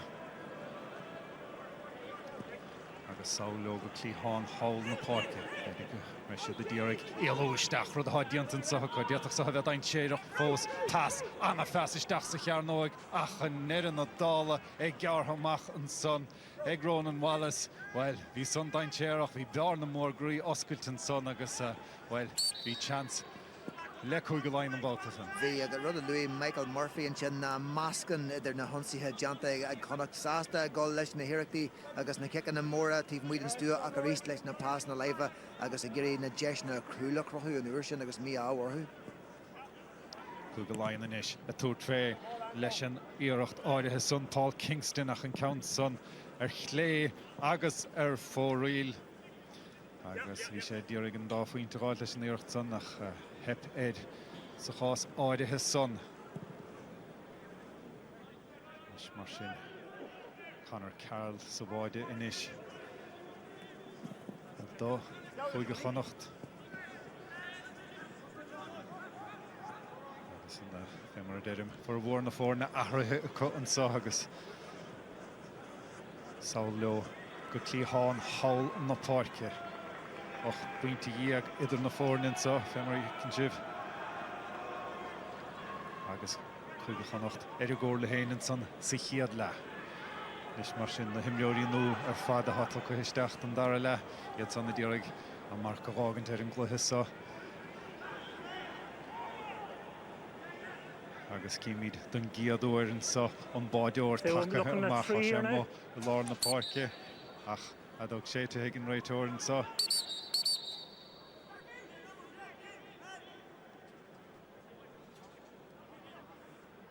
Agus kicks ar tócathe an áit mícheart agus cíimiid an son an chaid fachta ag an báideoir is digan na le héananig glasmod an chearmóg agus séir chiice sé sin agus an rial an dara rial nó feiceúgann san Imerton son an bhuail agus imig imirthe Ciarán Born agus an dá rial nó feice an son go sonrach againn ceann mór fada isteach i dteo an stúa beag an son fachta an son sleána mátá an seileh caiilte ach kick sé an sa ag cúige Lein agus chnice mar a bharc an son an dá rial san fémar deirim. Sin ag ddíireach an ciadúir beidir in St Clair a cúlbair a teach amach agus bhí sé cléiste go leor mar a scór an Lein an cúlín sin bhí sé cléiste go leor hanig sé ad leis an líne ach an sin tugadh an pás tíomh hirdá agus daigann sé leireach nar ó cad ag a gol sin an darna uair an sin an cineal buail agus imí deanta ag Lein bhí sé géirí beidir palí smá garras teach agus an cúla aimsú ach beidir písa roáard agus deise sé thar an trasnach sin immert chluiste a ríiste ó palí smá nuair sin. Solo an gón ó an buail agus imig imirthe go maihan son ag tarí smáil ach ar úmpúd ó bhaise chuige Connachta dulta ar an bhríthúnsaí. San haldóibh há Pat Ógs Beláin take isteach ó chunta ligig. Agus mar deirim imreoirí nó take isteach an sa dara le an don do chuige Connacht. Agus Tarú ceann mór fada isteach a Joanna Carnóig a chu fachta ag Cluxton an son. Agus beag deisig chuige Lein inis dul ar an bhríthúnsaí an taon scór sa dara le sa dú chearú sa fachta agus na Leinig. Agus iad níos a faointeálta sa dara le ná mar a bhíidir sa chiad le. Ceann fada íseal an son isteach cho fada le ras Dumphy a chunta chearlach. Agus ceann dain séireach isteach a Joanna Carnóig a chan chosint go láidir an son ag chuige Connacht ach sciann na caiide caiilte go agus ar neis ag chuige Lein agus an iirecht son ó Seán Bugler fi sé rógearra agus níor bail don iirecht áirithe son níos mar sin Connacht Alton Harney ó Roscomáin amachchan sa chofada le Aidan McLaughlin agus Aidan gimmert leis na Round Towers hawl i London.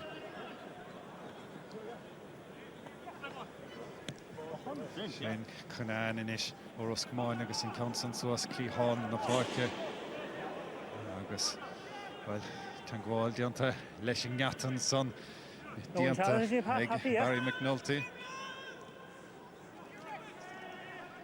Ach an seileh gcónaí chuige Connacht. Harney inis isteach chomhfada le John Maher. An ngear lista de imróir na bliana sa chréich mórtas. Maher inis diarmid Duffy agus Saul inis go Shane Connacht an cliste isteach an son. Iad lasmod an stúa inis maithastíon ó éine a cotúirt fé ach an aire go maith agus go gíar an son. Pat Beláin inis ach iad amach timppel óghine go duine Conor Cox inis a dútha sé siúd fé fuair sé pointe sa chiad le ach siar há siad a gáilt an báilta áirithe sa go Alton Harney agus Aidan McLaughlin a rís san Stay focused, everybody, stay focused, good stuff. Agus an réitóir rá leis na himreoirí an son súlaich mád ar Okay, keepers in play. Na rialcha agus inis mar sin don giad uair an báideoir dultach an cín Conor Carroll agus fear bresin san dábhrí sin ag chuig a chonacht háisiad sa chearnóid céthúraigh fé iirecht an son ó Barry McNulty ó chunta Leatrama agus báide fachta an son aige agus an tionachar ag dhéatach a bheith an báideoir dulch an cín le fiscint go saléad an báta. Tíreach é níró Conor Gleeson na Stephen Cluxon stásta bogu chun cin Haran Lard Park an sin ach an buntáiste mar Louis tú sin an cruthaí a spáis agus Anna Creek ag Brian McNulty ar sin. Onda bhile an Barklin an báta son agus fanna talún agus anna hábháil díanta an son ag Conor Carroll ach an sellh fós ag cúige láin. Agus é fósa có písa má cosint an son an sellh leabhhairte harnáis iirecht an son ó las mód an stúa beag ag Ciarán Bourne agus sin puinte maith an son ag fear chunta lú. Se scór anna jasan sin, bhí sé cliste go leor hanig, bhí sé tíbastí agus hanig sé amach a rís dathí agus maialar sin scór agus is fiú gach chulíné ach sin an tionachar mé an cúlbeir a beidir nes in san letha agus iad a ggóhan tosí agus in san darna clethe is cinse go bhecimid le hééis den Niall Morgan ag teachta amach go rialta. Cháilim go méid an tionachar son agus na rialach nó. Agus inis mar sin Connacht. Perfect, yeah, okay. Have him ready, he can come in straight away.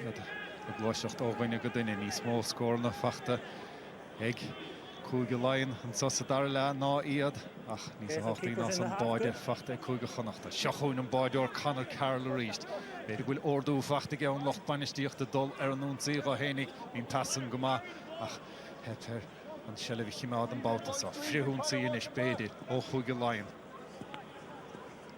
Jasló hénig báide a gháil dó hénig agus an glóiseacht lois go meabhar inis le chuige láin an ceansa tutar an dalamh he fachta inis a Ciarán Bourne fear fuair fuinte ó chéana bhín Saul chomh fada le Brian Howard agus inis tuairt fé well bhí beidir a chuoine bhar thuairt fé bhí Ronan Wallace a chuoinnig sé a choristeach an son isteach é Joe Evan O'Carroll hín ceansan ó gearra fachta an báideoir agus amach leo a ríist báta a bhaine le cúige Connacht.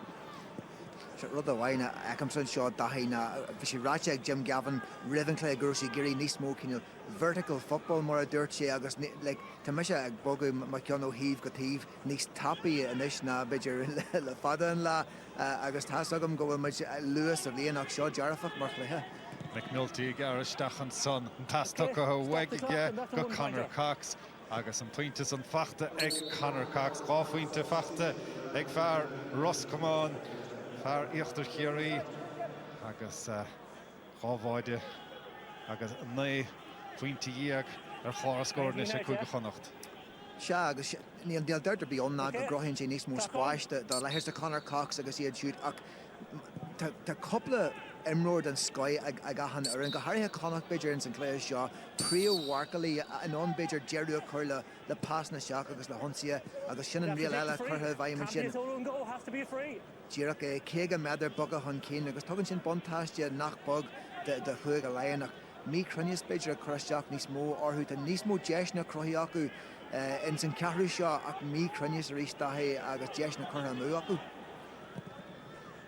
Iirecht eile ó las mó dunstú an son ag Ciarán Bourne agus an ceansan seolta go nafaseach Harris an trasnáin agus gáfuointe ige ábhar a son. Se níos fearr rís agus Ciarán Bourne feiceach sa ceathrú seo sin an darna scór fáite aige agus immer annach rené agus má tá leon beidir an níos móda sinna Janú beidir go an cléthe seo hart ar náide ach ar a leid go a joca lá beidir com níos fearr chur ar chláir an scór bheith siad sásta go pointe ná John Jarmid seo cinneal Jerry Shockne pelle agus tá chluthe bhain eile le himmarteach agus beidir sin chluisteú na banistú eile ag Janú na hairthe ag an fointe seo go bhfuil le smuintear ar na himraí a chosan beidir agus ná bhfuil le churbáideach brú ar na cosa a nocht agus ag smuintear an chluthe marach fásta.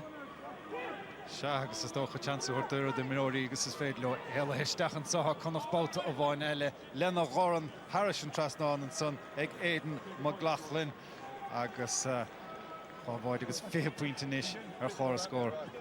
The Barney le fecal beidir go hair mar onsian Connacht agus an cinneal an ras riche ag lean ag an fointe seo fiú in san tríú ceathú an seo, tá deisina go fáil le crothú ag Connacht tá siad ionta cruthaíach fecalach go maiad iad nó sé sa céad le agus imréal ag néteach isteach dearnleach Johnny Rud Kieran. Inside at 1 point. Born in the chiú scór an son agus fé níorseach ráite got an tunnach ar a haig cíar an born ar nummer 2 agus hechan san a ríiste. Tá sé an ecalach agus cliste fecan sé an pás go isteach agus tá sin anna bhaid ag aimimú spáis agus nar aonú aimsin sé spáist tá crunne ag a fás sin trí scóir an scoilfáite ag burn ó tháinig sé isteach.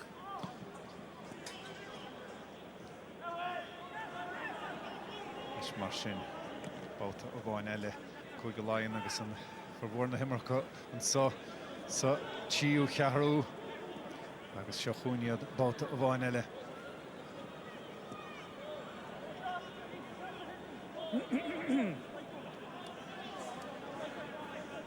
Perfect, Alan. Agus iad go fáinach an is iad a beidir deargan scór san rá faointe i chuig briú an sol las mod an stúa. Pas isteach i Joe Ross Dunphy in is. Agus iad go fáinach a rís báta a bháin eile fechan bhfuil an gearra bhfuil éine i gcealú isteach tíad an sa. Okay, let me know when you're ready. Agus in is born báta a bháin eile dúrtha sé siúd fé. Well, tá sé laistigh don stúa in is. An chaid dulta amach báta a bháin eile. Paddy small in is le iirecht mór grí diaach sábhead ein séarach fós mar sé titim sa chearnóig ach céhocaigh ar bara leis há sé chuig a Connacht agus deise go san in is dul ar an ón sí dóibh hénig agus fé bhain ráinú mit fácathe sa tíú cheathrú an sa chiad chluthe idir chuige an sa ar farca chrógaigh ag an dara chluthe gon díomh níos a gceannaí an sa omránóna. Pas dasan san isteach go Donny Smith siar inis chofada le Kieran Murta agus Pat Spillane inis siar a héintead inis go Shane Connacht agus siad sa fáinach inis chomá nómad fácathe sa cheathrú sa Holland san a ríist tá Diarmaid Duffy ó bhain róba agus a ríist hechan san an cúil báide.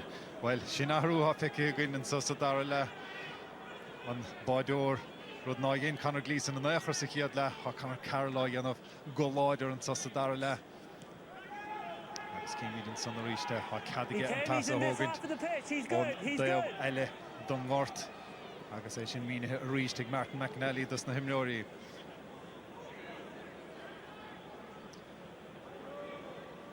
Connacht an is agus imneor breise go tuis go bhfuil an báideoir thuas an son. Éidir McLaughlin agus siar inis go Alton Harney. Yeah, no problem. Conor Cox in is. Harnaise Cox in is. Cox I Jonas Spricky be an Council mátá be sé ar headan láh clé me sé ráid sé isteach na cíine ha sé cimáta hiistigh seachún Connacht diaach sa bheith ein séarach fós agus well bhí iirecht an son an nó sa chiífás a takear go raibh sé á bhla ó don im leor fungamach an kick dar loch rá faointe é. Sin é go dtíireach agus seo chunínta simime mar tá clog an é brúlú ach thuis sé amach rihan clog ag marar sin tá déis a bhain eile ag Connacht in san cathrú seo. So it's either a touch end, wide end or a score end. 3 scenarios. Sin é mínithe go salir ag an réiteú a rís Neil Cad ag imar bí Ian Teagle leanú leis an líthroid. Tá cathrú hart an éon kick seo. Just give me a moment, I want to concentrate on this, guys, okay? Thank you. Cúg bhéidir is dahada is fiú rá faointe é an Council buailte a Conor Carroll agus an Council buailte ar dheis agus ar fóríl agus well anna spéisiúlar fad ó hús na imar na rialach an núsa agus an imirt nua há dhéanamh dá réid agus ag deire an tíú ceathrú Connacht dó fithe chuig go lein náid an é síos linn go maic. Shagadain agus Shasov Tevlam tá Baul Ella the Hushta of Renaha Rialacha Napella Maliki or Banistor Noah heroin Koma Ganaris Maliki, you've been a busy man in lots of different ways, not least of which with the committee here. How have you felt so far? Yeah, it's been interesting. I suppose the teams are only getting used to it, and you can see as the game has went on there, I think in that half there that there's been a couple more solo and goals, which would be a feature of the game hopefully as things go on. The goal came out a wee bit more as well, so there's lots of different areas that I suppose teams are only getting used to, and when the game is a wee bit one-sided it's hard to judge the new rules, but there certainly is more shots. I think there's more shots on average than there usually would be in games. There's been a lot of turnovers there early on in the first quarter as well, so there are lots of things that hopefully will improve as the games go on, but just probably when it's a wee bit one-sided it's hard to see them in their best light, if you like. We were talking to Ryan McHugh earlier on. He was talking about maybe it shouldn't be all about scores, and it probably shouldn't be all about scores. I mean, defending is an art as well, and is there a danger that with too much emphasis on attack that defence is going to suffer? I don't think so. I think it can be an open game, but this isn't a competitive game in the truest sense of the word. I think as teams adapt to it and get more used to it, they'll still be able to set up defensively. They'll still be able to get 11 players, back in defence as well as the goalkeeper. So they will be able to shut teams out, by setting up well defensively. I think it just does mean that leaving the 3 players up gives you a better chance to attack, to do well defensively, and then to break out and always have an option up the field to kick the ball. So I think you could see the best of both worlds, and that's what we're hoping for, because at the end of the day I think everybody wants it to be a more exciting game, a faster moving game, and that's what we're trying to achieve. Between the many teams that you've managed in Ulster, you know Ulster football better than most. There has been a fair bit of opposition to these rules in terms of, say, the public possibly more than anybody else in Ulster. What would you say to them in terms of, say, the future direction football needs to go, and that people probably need to have fewer fears than they might have in their mind? Yeah, I'm not sure that there would be that much opposition in Ulster, to be honest with you. I just do think that there is a feeling at the minute that the game does need improvement, that it's got a wee bit slow and passive at times, and I think people just want a faster game that is a better spectacle for the supporters, and that's what they're trying to achieve. And I suppose there'll be wee bits of ironing out to do and tweaks along the way, but I think it's a step in the right direction if we can make it a faster game and move the ball forward more than it has been maybe going forward for the past while.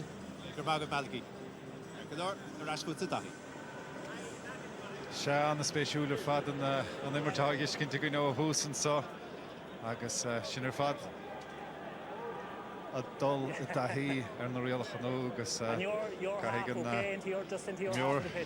cai se ré dín taobh líne an so chun ná bech níos mó ná bert den an taobh a má a lár na páirce agus a bhfuil in a ríist an ceathrú tosnathe agus chuig go láin inis níos mó anama únta an son sa tíú ceathrú caiitainn séireach is decha Joe na Cearnóige cé hocaigh ar bara leis an báideoir fear go raibh anna chionnach chuige ar an nimmert an son sa tíú ceathrú son Conor Carroll agus iad a gúsáid an rial son na deir go féidir leis tas a hógantach ná féidir leis sé a hógantach is stigin na Cearnóig hénig nó stig ón déobh eile sa leheile den barc se chun Connacht báta a bháin eile ón na glachran sin cnán inis agus Fergal Boland that hooks belan inis agus le macht ó ghuine go duine go fáinach mar denim has an nos bhfuil rá ar an immerthe ag Connacht an sa chluithe sa fuair an bháin in chiad le agus fuair defriúlar fad an dara le iarracht an son ó Diarmaid Duffy an a bhlacáil mátá agus an count san mihamach de chic chúgvéidir is dahad agus meú ríist gur fiú gáfuointe an kicáide sa Se agus bhí sé ráite an ag Malachy O'Rourke fásta feiciimiid níos mó spáis agus feiciimiid níos mó scóirnaí ach ní onan sin is rá nach feiciimiid Dían Cosins nach feiciimiid ihrithe ag teim siar nach feiciimiid Cosins den Scoin amnaí agus le blocail mar sin sin feicilach fásta insan cluthe go bhfuil íon uair a cinneal teach le chéile idir na himríd go bhfuil deisión dí heilebú dhéanú nó gramú dhéanú agus sin táhaach sa cluthe fásta go hairithe den na Cosintry. Well, said live Shabota a chab son lech na himmerha and so Franona said live on code QR son the scanner no dol go Kuntas if you Common Luke Lascale and Gore Skill Crochta X agus Vota a chab son lech na himmerha sa so Franona Cúgalain inis adul an sí Cadson daintéireach diach séve daintéireach fós Ross Dunphy inis Shellef na caide Sheer inis an Council Builte ach an Council Builte fóríl agus well hí desinson score ach iirecht is stocha leab go maithan son chúlín is Conor Carroll inis Farna Galí ó mór Mary a bhíon saváide de chunta Roscomáin agus de chuige Connacht so Ranóna Nardlo Mohallarna Parke James McCarthy a Horan Curthige leis an Council Kieran Bourne inis an Shellevige Bouta a bháin eile an Shellef fós ag Line le Paul Kingston agus inis Kevin Feely ach las mo don stúa Kirkul and son de bhí Evan O'Carroll for Hamal the score of Altach well Geis agus fóríl an Bouta áirithe son Shags Hanning and Bruce Jack Jerick against second card agus cé nachhfuil an cinneal Seanas Kearna sa chluithe seo is léir beidir nachhfuil Lion Rojas leis an taispantas agus go bhfuil cinneal rat ebre in éh ardé ach tá sé a bhád roháil an dámaiste deanta go haíonn san céad dá cathrúin sin dahéanaar a chur chur chuiad an Jerry in éire ag Connacht rudí níos socrú síosrud bug a go rí le himirt I láha agus de réir cinneal Connacht ag fuinte seo.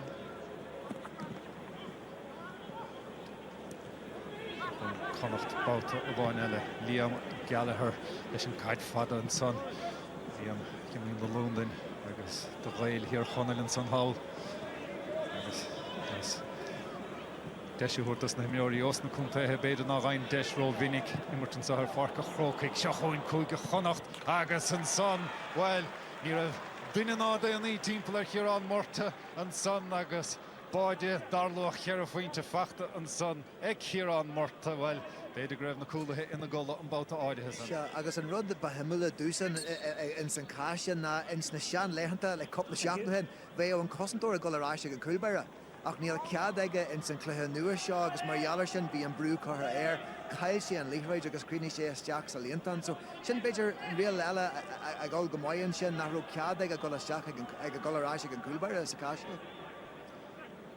Se agus well hí anna chaint rimis an chluithe go raibh gáil anna hiile scóirna agus beidir go bhfuil fianna sé go bhfuil na réalcha gobar sa teo san téiscéile an so le feiscint sa ráirta scórála díanta ag cúige Connacht an so leabhlacháil díanta an son Peter Cunningham ach an seile fachta harneis ag cúige Line Bourne inis caiid daintéireach deach sé bhar go hógan dámeach san dulta chomhfada leis ach ní chuig an seile fachta harneis agus adóg sé tithe an clogstop ag an réitóir.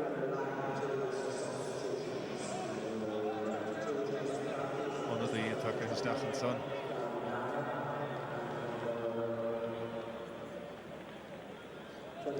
Le túirt féin an san gur féidir le Téméid an daí is mai leúirt isteach sa chluithe sá agus té chomininic is féidir le Desi Dolan áhíon iminí chuir féidir bhfuil sé buortha fés na rialach anú nó beidir le chur chuige na himleoirithe há féin na chúram leis na rialach anú sá. Seab, cin sé go sé bhfuil a spúirtear é Desi agus arannar an tídaine agus ní minic mar dúirtméid a leis a Kieran Kilkenny gimmert na Smalls, Stephen Cluxton agus iad siúd a legan ar chuintúid le chéile leis a Daniel Flynn agus iad siúd a fur an láidir ag léon ar fapar go pointse ach níor immer siad cinneal mar aran in san cluthe seo agus bei siad a géirí beidir taismas níos fearr a chur isteach a gaithe in san darna cluthe marach agus ar leiad be an darna déis acu. Be go dain be sé abte bar feáise chuir tuiscint agus ar a dathí ar nó réalchanú sin annach chaidir fad isteach a John na Carnoige. Tá siad éile isteach an Carnoige ríist an son well. Báide fachta an son. Ige bhir teocha Liam Gallagher. A thug an tros fad an ála lúndín don glutháirithe sa agus well, biú an tros san a thugannte agus an ceathrú Báide agus sin sé faointe dhé go bhádaí fachta ag chuig go Connacht inis. Agus sin an luach breise a hagan leis an scór nua do chuúil ceir a chuúlín ar fáil agus mar jalar sin bei fearne géirí an spás sin a aimimsú agus an na deisna cúla oscail suas agus sin cuaimmart den scoihann sin an pás leis an dóran chutha trasna na cearnógin sin agus cruine go slacmhar ag Liam Gallagher an uair sin. Ag sé a chumar chuig go Connacht go bhfuil tééis níos mó tréáil agus bhfuil níos mó taí chu ar a chéile tééis go le laon éile histeachchan sa díochtach sa bheith dain téireach mar há sé go feardain téireach agus Ciarán Byrne le báide an son agus bhfuil iirecht an a bhil leabhlacháil cíochnachas a líntán cheir faointe asan. Se agus má tá cúil tiltte ag imar a bí ó chuig a lainn sin Ciarán Byrne I mahuaim sa híon bhí trí scóir an scaithfáite ag a trí chulín ach leis an cúil sin bhí go leor le Johnú aige agus bhí go leor ar an líne ach a ríist eile an spás daithí daimsí sin an spás agus cuaimmart cliste a ríist agus anna raigart an cúil a daimsí Connacht bomateo hin. Héan an éis a chuig go láin sin trí faointe dhé agus sa scóráil nó níos Connacht díorag freigra a thuút ar an máide son a siad son fémar a crothe chu chéir a bhátá siad ábalta báidí a scóráil an sa ar fáir go Croke Ránóna Cian Lálínis an seile bhí siúd agus é siúd anna dhearra ann caiid dain séireach isteach agus an ceanson Histig, Cíochna Histig in Ishig Ross Dunphy, Histig sa cearnóg ar an dalamh céthó go gur bar leis an ceansa há sé bhil idir dhá cheann na mé há sé fós a seileh an son há sé fachta hana sé cúig go láin cadíon siad leis an seileh mátá iirecht leis an ceansan an chuil a buailte chu agus tééis an immert ar fad é fachta hana sé Connacht agus Aidan McLaughlin nach Cian Lally Aidan bhí anim na mar fihanna ach cathú díanta díanach an son. Fúne den is báta a bháin eile ar an bríthúnsaí. sé nómtí go le fácha his an immert an sa chiad chluthe lechanis sa chmórtas idir chúige sa for go bólan den is. Sá go Cian Lally inis gur Cian fé Las modern Stuan Úson. Okay, keepers in the half, okay. Agus fergal bólan níos an báid orclí hánach leis má hasú ag úsáid an seileh fachta an seileh caiilte mátá ag Patsfilein fachta haneis ag cúig go láin. Agus an is mar sin beisiad san an feidir stócha ar bháid a nóó nó tí eile bháid chun crotaigh ar chlár an scór. Twenties fithe idir na fórnan sa ach ní bheith cha bhhuiil ar an bhearnas an leidú ar a bhfuil de scór na breise le fáilt ó scór na áirithe an sa agus sin caiid daintearach caiid deasa isteach chomh fada le Kevin Feely agus in ceann dúilte ag Kevin Feely an chiad scór ag Kevin an sa an Ránóna tar bhí go mór san mar sa chiad ceathrú agus scór fachta i gceas sa cheathrú. Seach sin ceann symbol mars na sean lenta leis an sean mark chun tosaí. Bhí cead ag Kevin Feely stopú an sin agus cuaig heic an déag a ghlacu agus scóra aimsí ó kick sír ach faoin na rialacha nua níl cead caiise go isteach in san lína fiche meidir an uair sin. So sin ceann beidir den na riala eile atá gobar go maiid an seo. Caiid daintear a chaile isteach an Joe na Carnoige. Háise ag cúig go láin bhí sé cúig go láin bhín plan go maith an báta áirithe san nach ní raibhann chuirnisa có chun darna a ghaimsiú agus báide a ghaimsiú an son cúig go Connacht de siad san sásta leis an slí áise dulta a dathí ar na rialacha lú that's bilean inis na cadíar a chathair leis na rialacha lú sa ar fad an cad an túir mo haige dóibh iirecht mór fada ard an son ach an count san ar fóríl.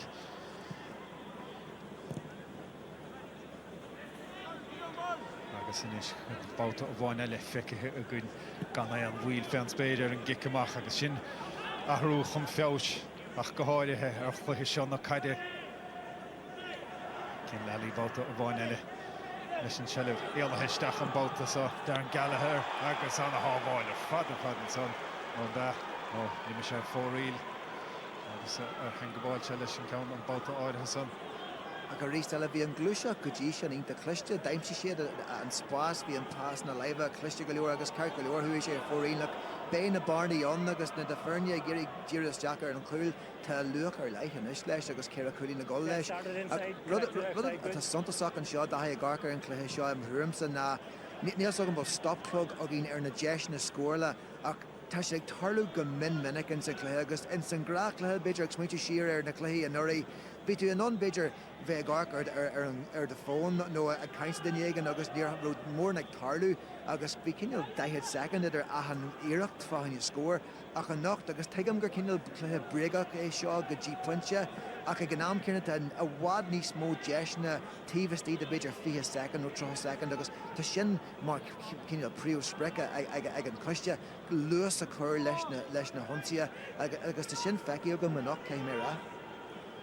Tá agus a bhd ar níos mó nótíos críte síos go mhénig chumá bhach agus le léirú sin ar an nó réalach an nús a féiscéil le seachún Connacht gasú san in chluithe sothaí chéochnúach agus cúpla scór nó tí eile a gháil dó fénig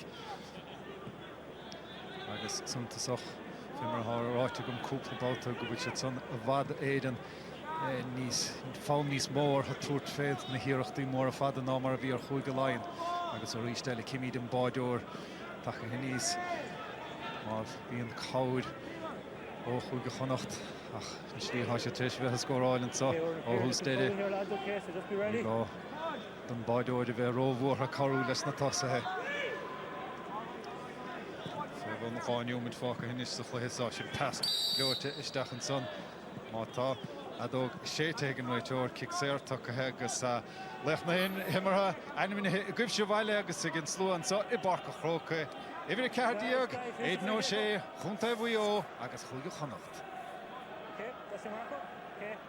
Se hí bhí award a iad go Harry nuair a Jimmerste go Harrythe ag túsan cléir nuair a bhí sé cineal idir jaicion na mé agus ní bh mór de scóirna fáite ag Connacht daimte sé an stoithe an cúil starúil sin an ciad cúil gur fiú ceir a foiinte é agus cumáile sin an mark nó an scóirtíh muid an stúa daim sé agus é anna eicleach so tuilte go maiid I mar thuúmsa ag iad na nocht.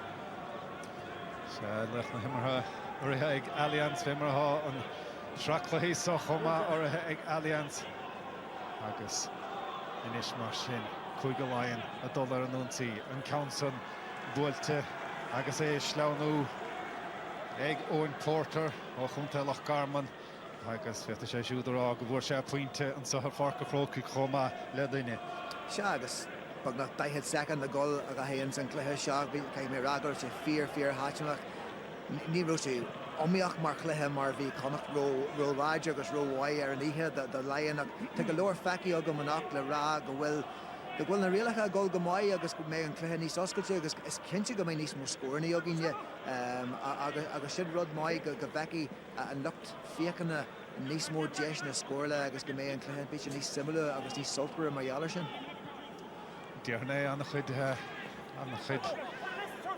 tainebh a buint leis nó réalach an nús athraithe le déanamh tócha hálas a bhas ar nó réalach an nú ach ar an na dála chuthe tainebh feicithe a gcuid na son agus an banán deirig séite an sa agus well anna áda fada an banán áirithe san agus an jab dianta ag cúig go Connacht agus buile bhas dasfachta ag cúig go Connacht an slútha bailile heisteach an ordáin I ógáin.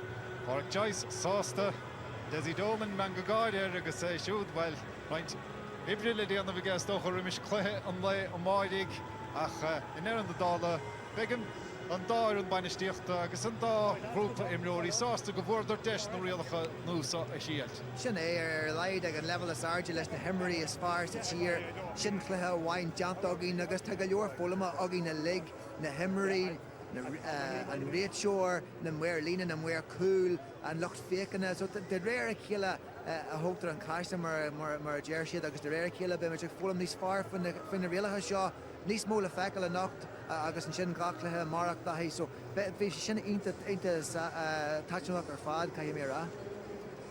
So we're saying on the house of us, Comagus is only women in the Locht Fire, Gabaligus, and Locht Fire, and so Hanib as Homa. And scored Derrigan saw a fork of Croke, Quick a Connacht Carra Fair, Quick a line hen the Hania, Gagasta, we hold on he's Lech no Himmerha. Shalom and Sohara Dave Lina, Tha Aiden O'Shea, Lech na Himmerha Alliance. Aiden, congratulations, you scored the first goal in the new rules. But overall, how did you feel the game went? Yeah, grand. Yeah, obviously we got the win comfortable enough. I think the start obviously put us out of sight early doors, and that with the new system in terms of the 2-pointers and the goals, it stretches the game very early. So yeah, a good start, and happy to be in the final tomorrow. How do you feel about the rules, and are there rules that you like and rules that you'd like to have another look at? Yeah, I think obviously we tried it during the week as a trial game, and it was a little bit more controlled there tonight, but yeah, the tap and go and the 3 up I think work. The score system, I don't think there's any real need, and the arc and stuff like that. But look, there's a lot of work gone into this from the FRC, so you know, we've got to try and embrace it as best we can, and see if we can critique them and challenge them as best we can over these 2 days. So yeah, look, it's nice to try something different, but yeah, there's probably a few tweaks that need to be made. The 3 up for you early on in particular seemed to work really well, and gave yourself and Dara Craig and Dermot Murta a whole lot of space that ordinarily you wouldn't have. I presume that's a good thing. Yeah, absolutely. Yeah, there's an opportunity to transition quicker. The kick pass comes back into play, and defensively they have to try and react to that as well. So it creates more scoring opportunities. So I think that's only positive for the game. And did you feel that players were adapting a bit more as the game went on and getting more used to it? Yeah, I think so. Yeah, as I say, we trained during the week, and it was a little bit more chaotic than that. But yeah, just a little bit more discipline around some of the rules and understanding it and the impact of them. So I think we're getting a little bit more used to them for sure. And would you say that we're on the right road, or would you say that there's still things that need to be looked at, because we're only around the corner from the National League at the start of the next year? Yeah, look, I don't want to be judging them off one game, and obviously that was very one-sided as well. But yeah, we just need to be careful we don't change too much. Obviously we want to make sure people are entertained and they're enjoying the game, but that seemed to be very one-sided, and the game ran away from Leinster very quickly. Okay, Gramagad Aiden O'Shea, Sulek na Himmerha Alliance and Shot Tranona, Damien Bradfield of Runnan and Gratham, Aiden O'Shea.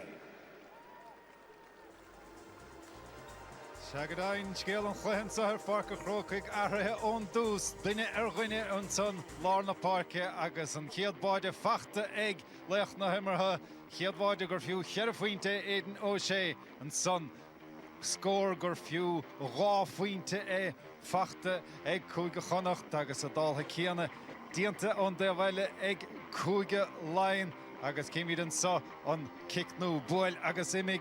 Agus an score tapig son facht agus Kimiden sa real elle on Bador Abelta on Passa Hogant on the Lahelle agus spe an Toravir Shin na Bade the Chuige Connacht agus Bade elle fachteka an son agus Kimid Bade fachte e Kieran Born the Ream dinne das na Cossantori agus an dart Dianta agus Dianta Gabogar dede Chuige Connacht agus Kimid an son Rauta score all a Dianta eg Chuige Connachta agus Anach Dimrori Chesh Gorna a Haimshu on da hev agus Shinrod a vi a tastal go gear a stolum o chluhisho na Cade.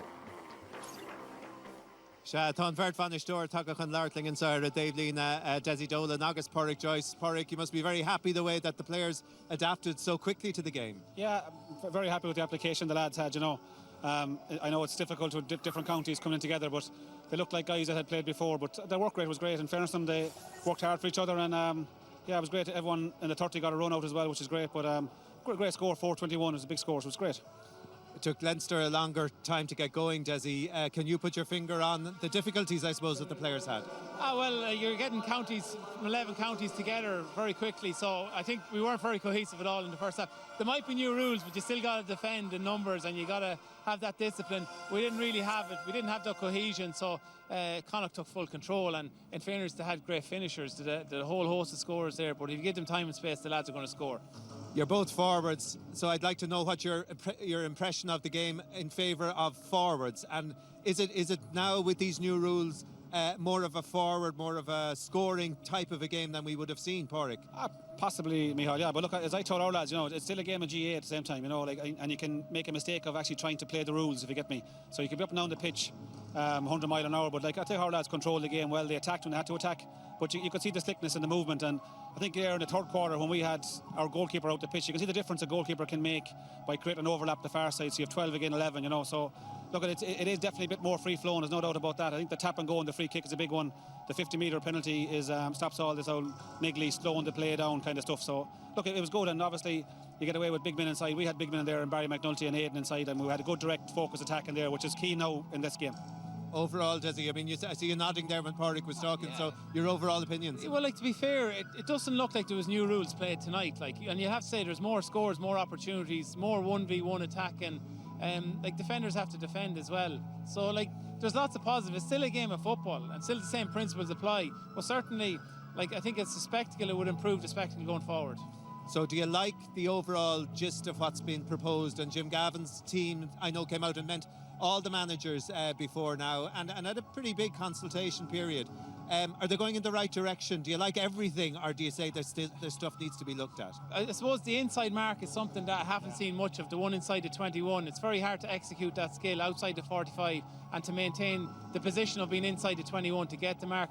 But a lot of what Jim has done is based on facts and based on that if you look at the rules or look at the current game, there's a lot of problems in it, and he's trying to figure out them with solutions, and it's hard to disagree with a lot of them. So, I mean, Pádraig, if you were saying rolling out now in January, I mean, there's a lot of work has happened between now and then, and we have only had one game, and who knows, the second game could be entirely different. But would you be in favour of change happening ahead of the league? Yeah, I definitely would, yeah. Obviously, I think that keeping the three up top, it only allows 12 to be back defending or 11, whatever it is, So even that alone is something.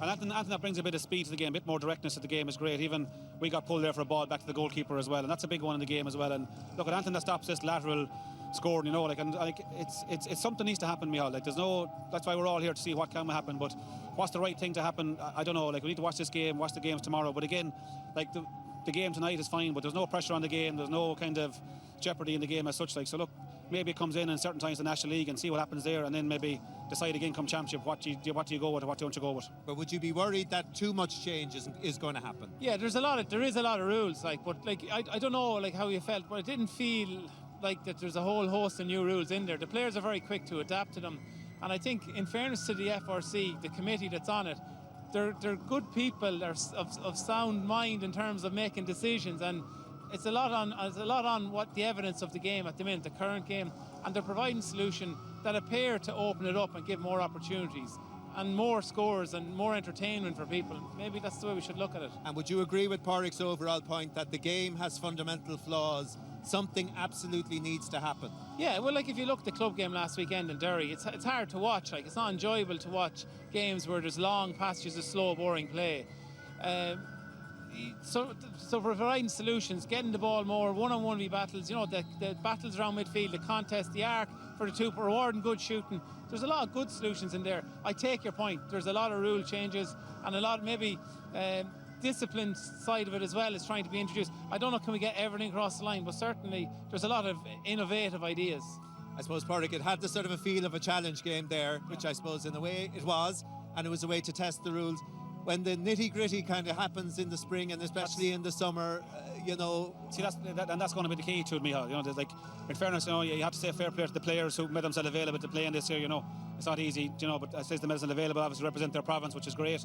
But yeah, there's no there was no real intensity in the game, no real pressure in the game. So look, when there's full houses in championship matches and mistakes made and this kind of stuff, that's where you're really going to test it. But again, we got to start somewhere, and fair play to the FRC. They've put a lot of work into this.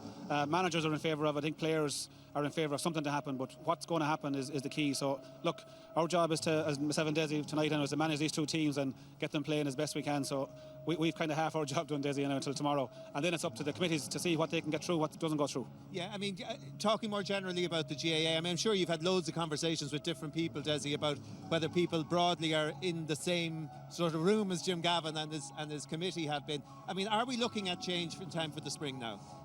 I suppose it's a big change. When you look at all the rules on a piece of paper, there's an awful lot of changes. But if you were here watching the game tonight, I don't know, would you think that the changes are as drastic as people are making them out to be? And like It's tightening things up so rather than radically altering the game, is what you're saying. It is, but like it's the lateral hand pass and it's the goalkeeper coming out, getting involved in play, and like I think it was the Clare semi-final. There's a couple of hops in the middle of the ball where like it just visually it isn't great anymore. We all love a game of Gaelic football, but at the same time, when you look at it, it had gone a bit boring. It's certainly not boring when there's plenty of scores and plenty of entertainment. Yeah, I think we had 37 scores there. And I think I said Porrick got a different rule book than I got tonight, clearly. Yeah, okay. Well, listen, thanks very much, folks, for coming over, and enjoy the rest of the weekend. Thank you. Cheers. Carculor Martin, so Mua August Ola Shin Ked Action Ella Vega going deep because for two slishin Gleha or Shin Ega Hocht a Flug Shranona. Shata Eamon August Coleman Taka Rash Con Lartling. So Eamon Kada Dowla Mimer and Doyle on the Hishin who Kada Hook Tos on Gleha. Well, it's okay. Vi antlehe ein tevok gama Mihal mar vi kuiga Connacht anava Louis Park Ishin an son.